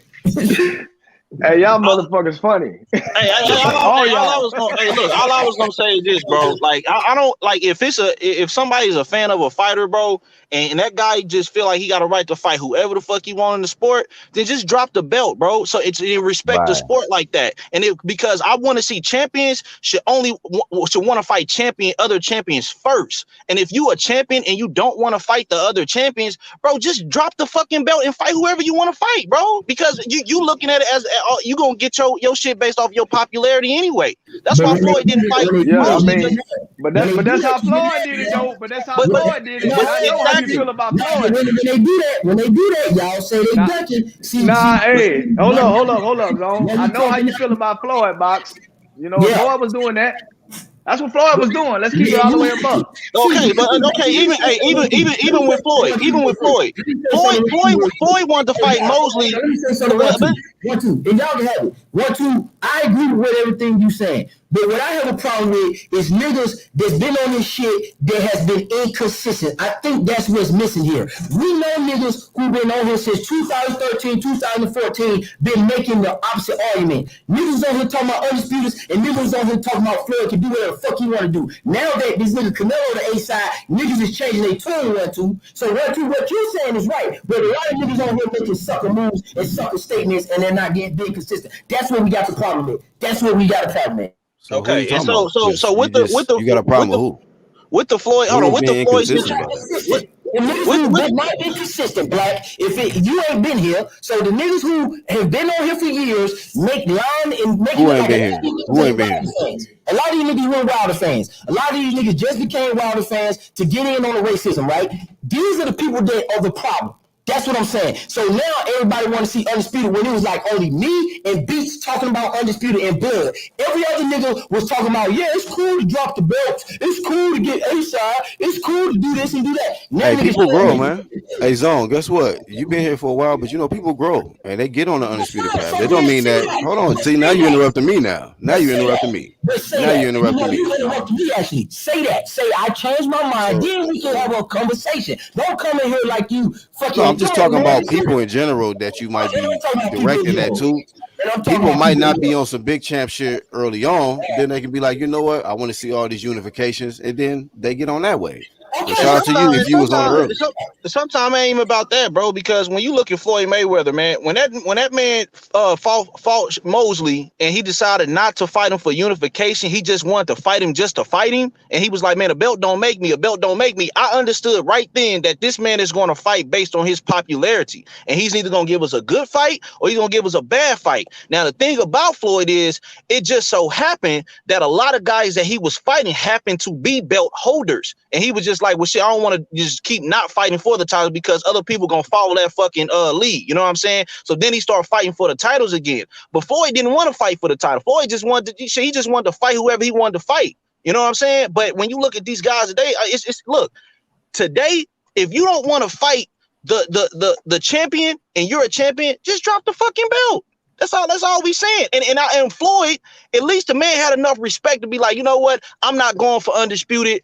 I ain't even about to fight this nigga for that WBA belt. Fuck that belt. I won that belt anyway before. So I ain't even gonna fight him for it. And okay, that's cool. So fight whoever the fuck you want to fight. And if your fans is real fans, they gonna pay to watch you fight. Or if it's somebody at worth, they gonna pay to watch you fight that person. If that person happen to be a champion, he happen to be a champion. If he don't, he don't. You know what I'm saying? But the guys today are holding the belts hostage. You know what I'm saying? They're holding the belts hostage, and they're not giving the guys who really deserve a shot at the belt, because I don't think nobody deserves a shot at a title more than another champion. You know what I'm saying? But you can't hold the belts hostage, you know what I'm saying, from other champions. And fuck that. That's just like in the NFL, bro. You got the AFC and NFC. And then the two guys that show themselves to be the best of both things. And then the champion in AFC, like, you know what, man? We don't want to play the guys in NFC, bro. We just gonna run out. Like, what? Can't do that, bro. You're fucking up the sport when you do that shit, bro. You know what I'm saying? I wanted to see Floyd fight fucking Kell Brook. I think he would have beat his ass. But the nigga wanted to fight fucking Berto. You know what I'm saying? Like, okay, fuck it. Now the nigga done sailed off. He fighting whoever he want to fight now. And hey, look, the people that's gonna pay to watch that shit gonna watch that shit. And the people that don't give a fuck, don't give a fuck. The real boxing fans are still looking at boxing, still looking for undisputed. But if a person come out and be like, look, man, I don't want to be undisputed. And people be changed their mind about that shit. Canelo changed his mind about that shit. He didn't want to be undisputed at 160, but now all of a sudden he want to be undisputed at 168. Times change and people change. That's what life shows us. And that's what boxing shows us too. You know what I'm saying? So real quick, let me look. I get what you're saying, but I disagree with one thing, right? I'm not in the party of saying nobody deserves a shot more than another belt holder. You know what I'm saying? Like, at the end of the day, we gotta respect the ground of these fighters coming up in these sanctioning bodies, bro. Like, you gotta start from somewhere. You understand what I'm saying? So I get it. Unification bouts is cool, but it's the reason why they have mandatory positions, because some fighters do it the right way.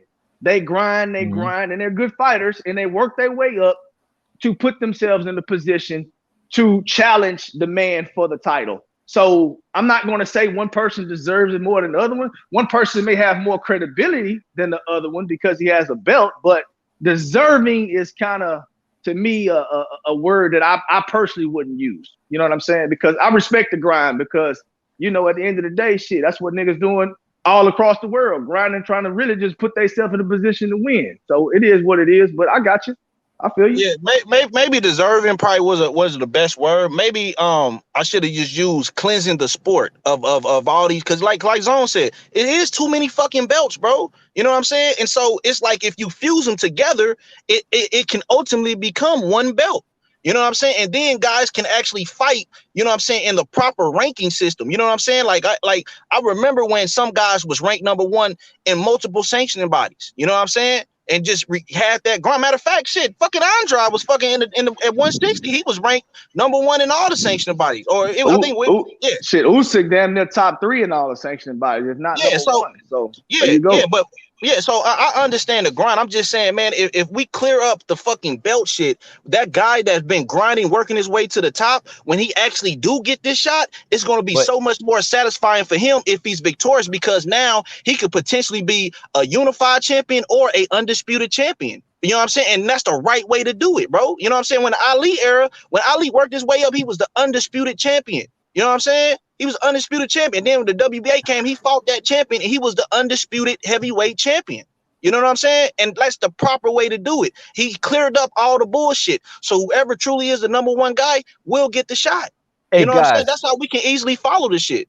I just want to make a point, because people was talking about, you know, guys coming up and sanctioning bodies and them earning their rankings. And look, my problem ain't the fact that, you know, he happens to be ranked. Yildirim was ranked. You know what I mean? #1. I get that. But how he got that rank in that sanctioning body is what I'm claiming. Because let's just break it down. I'm going to break it down so that you guys better understand. This man got knocked out by Eubank, for to do 13-6, for to do 27-7, right? For to do 14-2, for to do 3-31, all right? 42-14, then got stopped by Darrell and was ranked #1 in the WBC, was a WBC Mando. I don't know how that works. That to me don't work. That's inconsistent for people who are actually doing it the hard way and should have that ranking. Okay, That's so my let issue. all right, so this the thing right here, bro. I get your pain and I share your pain, right? Right. But this is what I'm not gonna do, because to me, frivolous thinking, frivolous debates, frivolous things that are frivolous, I don't fuck with them. I'm not the guy that's going to challenge the WBC. I'm not going to argue with their process. I only can say how I feel about their process. You understand what I'm saying? So when you ask the why, the truth is, the answer is nobody fucking knows why. And we can throw out a million fucking things and still not know why they do it the way that they do it. So to me, that's frivolous. So I won't really ask why. Now I could display my disappointment in the way that they're doing it. But at the end of the day, they're going to do what they want to do. And it is what it is. And we only can go based off how the outcome is at the end of the day. If they decided Yildirim wanted to be there and they decided that he needed to be a mandatory and they wanted to enforce it, or whatever the situation may have been, if Canelo said, give me the mandatory right now, however that situation panned out, that's the way the WBC did it. I'm not going to sit here and debate people about why they did it that way, because the truth of the matter is it's not an answer. Well, between that you question. and I look at it completely different. I look at it like this: there is an answer, and that was a fight that Canelo wanted, and that was a fight that Canelo got. So that's the reasoning right there. That's the reasoning right there. No, it's not. No, hold up, time out. The WBC told David Benavidez he was going to have to fight Yildirim. Had nothing to do with Canelo Alvarez. Well, hold up 1 second. Okay. Hold on, my brother, because again, you know what? I sit here, I can debate with you all day, but when it comes to laying out these facts, I prefer to take the factual role. You understand what I'm saying? That's just me. So you sitting here, you saying you know why, when the truth of the matter is you don't. And another thing is, Yildirim was supposed. The WBC came out and said, David Benavidez, you are going to have to fight against Yildirim as your mandatory. David Benavidez fucked himself by losing his belt on the scale. This was before Canelo and Smith had even fought. So when you talk about Canelo wanted to fight, he said this is the fight that no, man, that fight was already guaranteed to Yildirim before Canelo even came into the picture, before David Benavidez lost his belt on the scales, and that's the truth. Right. Now, you can feel however you want to feel about it, but the point this of the is matter the is he was calling out Yildirim, right? He said he wanted the Yildirim fight also. Now, as for Benavidez, yeah, he lost it on the scales. That's on him, right? But as the ranking system goes, it's inconsistent. That's what I mean. That's the point I'm trying to make.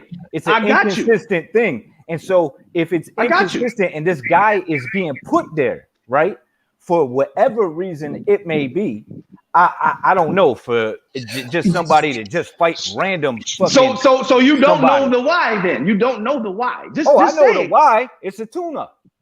It's a tune-up mandatory to keep this shit going. It's the exact same thing, whether it was Benavidez or Canelo Alvarez, right? To keep this shit going, where people could talk about doing this and doing that, setting them up for certain fights to get certain things to make things work. That's just what it is, man. That's my opinion. That's how I feel it is. Because there's no way this dude should be ranked number one.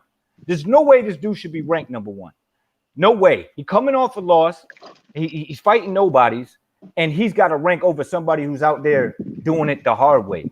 So yeah, there is inconsistencies that I'm going to flame to why that this motherfucker is there. You know what I mean? Yeah, that's not my debate with you. I get you. I say I even share your pain. But again, at the end of the day, we don't know the why. I mean, you've already stated that this is your opinion, and truth be told, that's all it is. Because the why is, guess what? Between the WBC and the fucking room they sit in when they picking these bullshit mandatories, that's them. No, we don't know the answer to that. So, like I said, I can express my concerns. I can express that it is some inconsistencies. I can do all of that, but I'm not finna sit here and say, how did he get there? Why? That's a frivolous conversation that I personally don't think need to be had, because it's not something that can be answered by if it's 100 fucking people talking about it or 2. That's all I'm saying. Hey, but you know the speak real question's got quick. to be asked. Real quick, speaking of why, I don't know why I did a 3-hour live stream, but let's get ready to close this shit down. Hey, Wayne Talk, you came back in. You want to add something before we go? I want to add this in, man. All right. I know my guy Boston. Hey, look, I like my guy Boston. That's been my guy for a while. But see, we were trying to put get the him blood in there. Oh, yeah. We were trying to get him to understand back in the day when we was talking about Mayweather doing what he wanted to do. And everybody kept saying, including him, Mayweather can do whatever he wants to do. Who is that guy that y'all want Mayweather to fight? He don't bring nothing to the table. And we told him then. We said, okay, when Mayweather retires, somebody else gonna have the gun.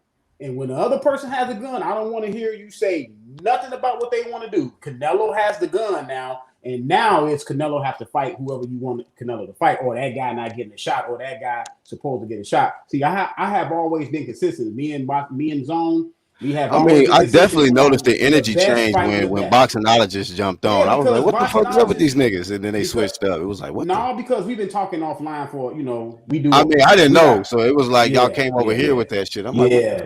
No. So, it's no beef. It's no beef. It's just what we know that he's not consistent on. He's not being today. Fine, he's trying to be consistent on his new consistency. Y'all niggas, man. No, that's just the fact. Y'all go over here and talk about, hey man, this is some new shit right here. This nigga ain't never been this way. Hey man, no, he ain't never been that way. He was speaking some facts, so shout out to him. Hey, real quick, let me say this, man. Let me say this. Just like y'all, I give y'all respect when y'all come on my channel. I give him the same respect. So shout out to him for coming on. You can always come back, speak your piece. Everybody get that equal treatment. So big up to him. We got you. We know you like that. You was giving them the good back rubs. But look, I don't know who's supposed to be where. I agree with 1-2 because the same way you talking about Yildirim,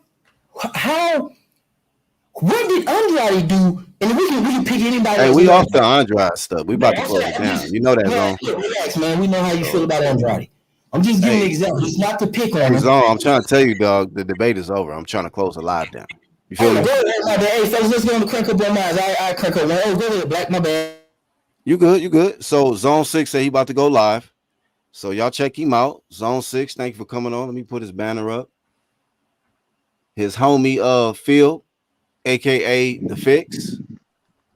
Yeah, man. Look, I've been putting in work, man. I'm always the guy, man, that gonna try to bring facts into a conversation, man, because frivolous debating going in circles, it's cool and I enjoy doing it. But at the end of the day, man, we got to put some real live examples in people's face so they can understand a lot of this shit that we're talking about, man. And to me, that's what's most important, getting educated on this boxing thing. Shout out to Phil. He's starting out. He got some subscribers going over there. So if you listening to the playback, get over there, support him. The Fix. Got Zone 6 and Wayne Talk. You got a channel too, right, bro? Yeah, I have a channel since 2013. Okay, so Wayne Talk, Phil Walker, Zone 6. These guys been on YouTube for a while, so check out what they got to say. And y'all know how we doing this side, man. Promo game. Good points are made. Yeah, yes, indeed. And then my bro, as always, 1-2 Kid. You know what I mean? In the click. I appreciate you, my brother. You know what I mean? Appreciate you too, man. And I thought it was a damn good panel that we had on here. It was nice chopping it up with people with some serious knowledge and shit. Even though we don't always agree, that's all good. Like, I'm cool with that. You know what I mean? Like, that's a good thing, though. I like people, chopping it up with people with knowledge. And they got their opinions. We got ours. We drop some facts. They drop some facts. It's good stuff, man. And I like the little debates and the little chop ups that we do, man. And shout out to them. And they obviously got good channels because we was cooking up here for a minute.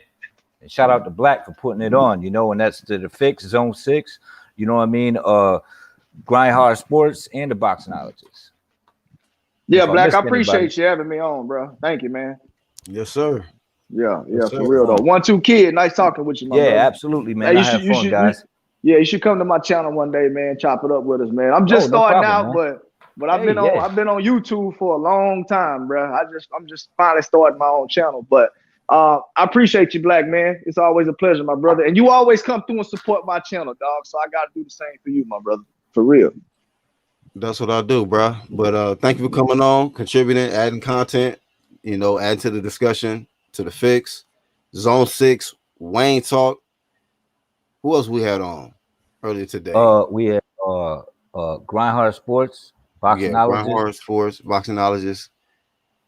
And Zone 6 said in the chat, we're going live. We're going live to continue convo.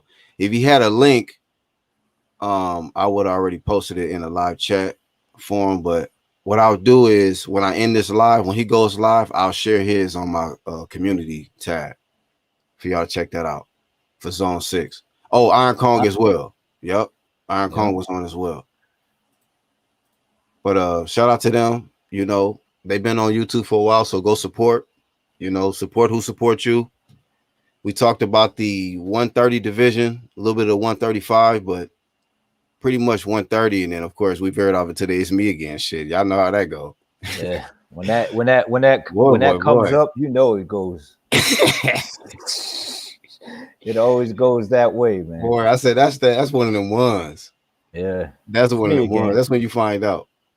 But that's the best work ever, man. That is me. It's me again work every time. It's gonna bring up that debate, man. It's gonna get hot. Yes, sir. But it was fun though. It was nice chopping it up and hearing different perspectives on it. You know what I mean? Because not everybody up here always agreeing and all that. And shout out to Black for bringing people up on here who don't share the same opinions. Ain't nothing wrong with that. You know what I mean? Real shit. Yeah. But that's really all we got for this one. He dropped the StreamYard link in the live chat. So if y'all want to jump on his panel directly from this live stream, you can do so right now. But as for the playback, thank y'all for tuning in. If you made it this far, 3 hours and some change. So that's all we got, man. Till the next time, UGC. Shout out to the Truth Hurts crew on BHP, man. We out. One.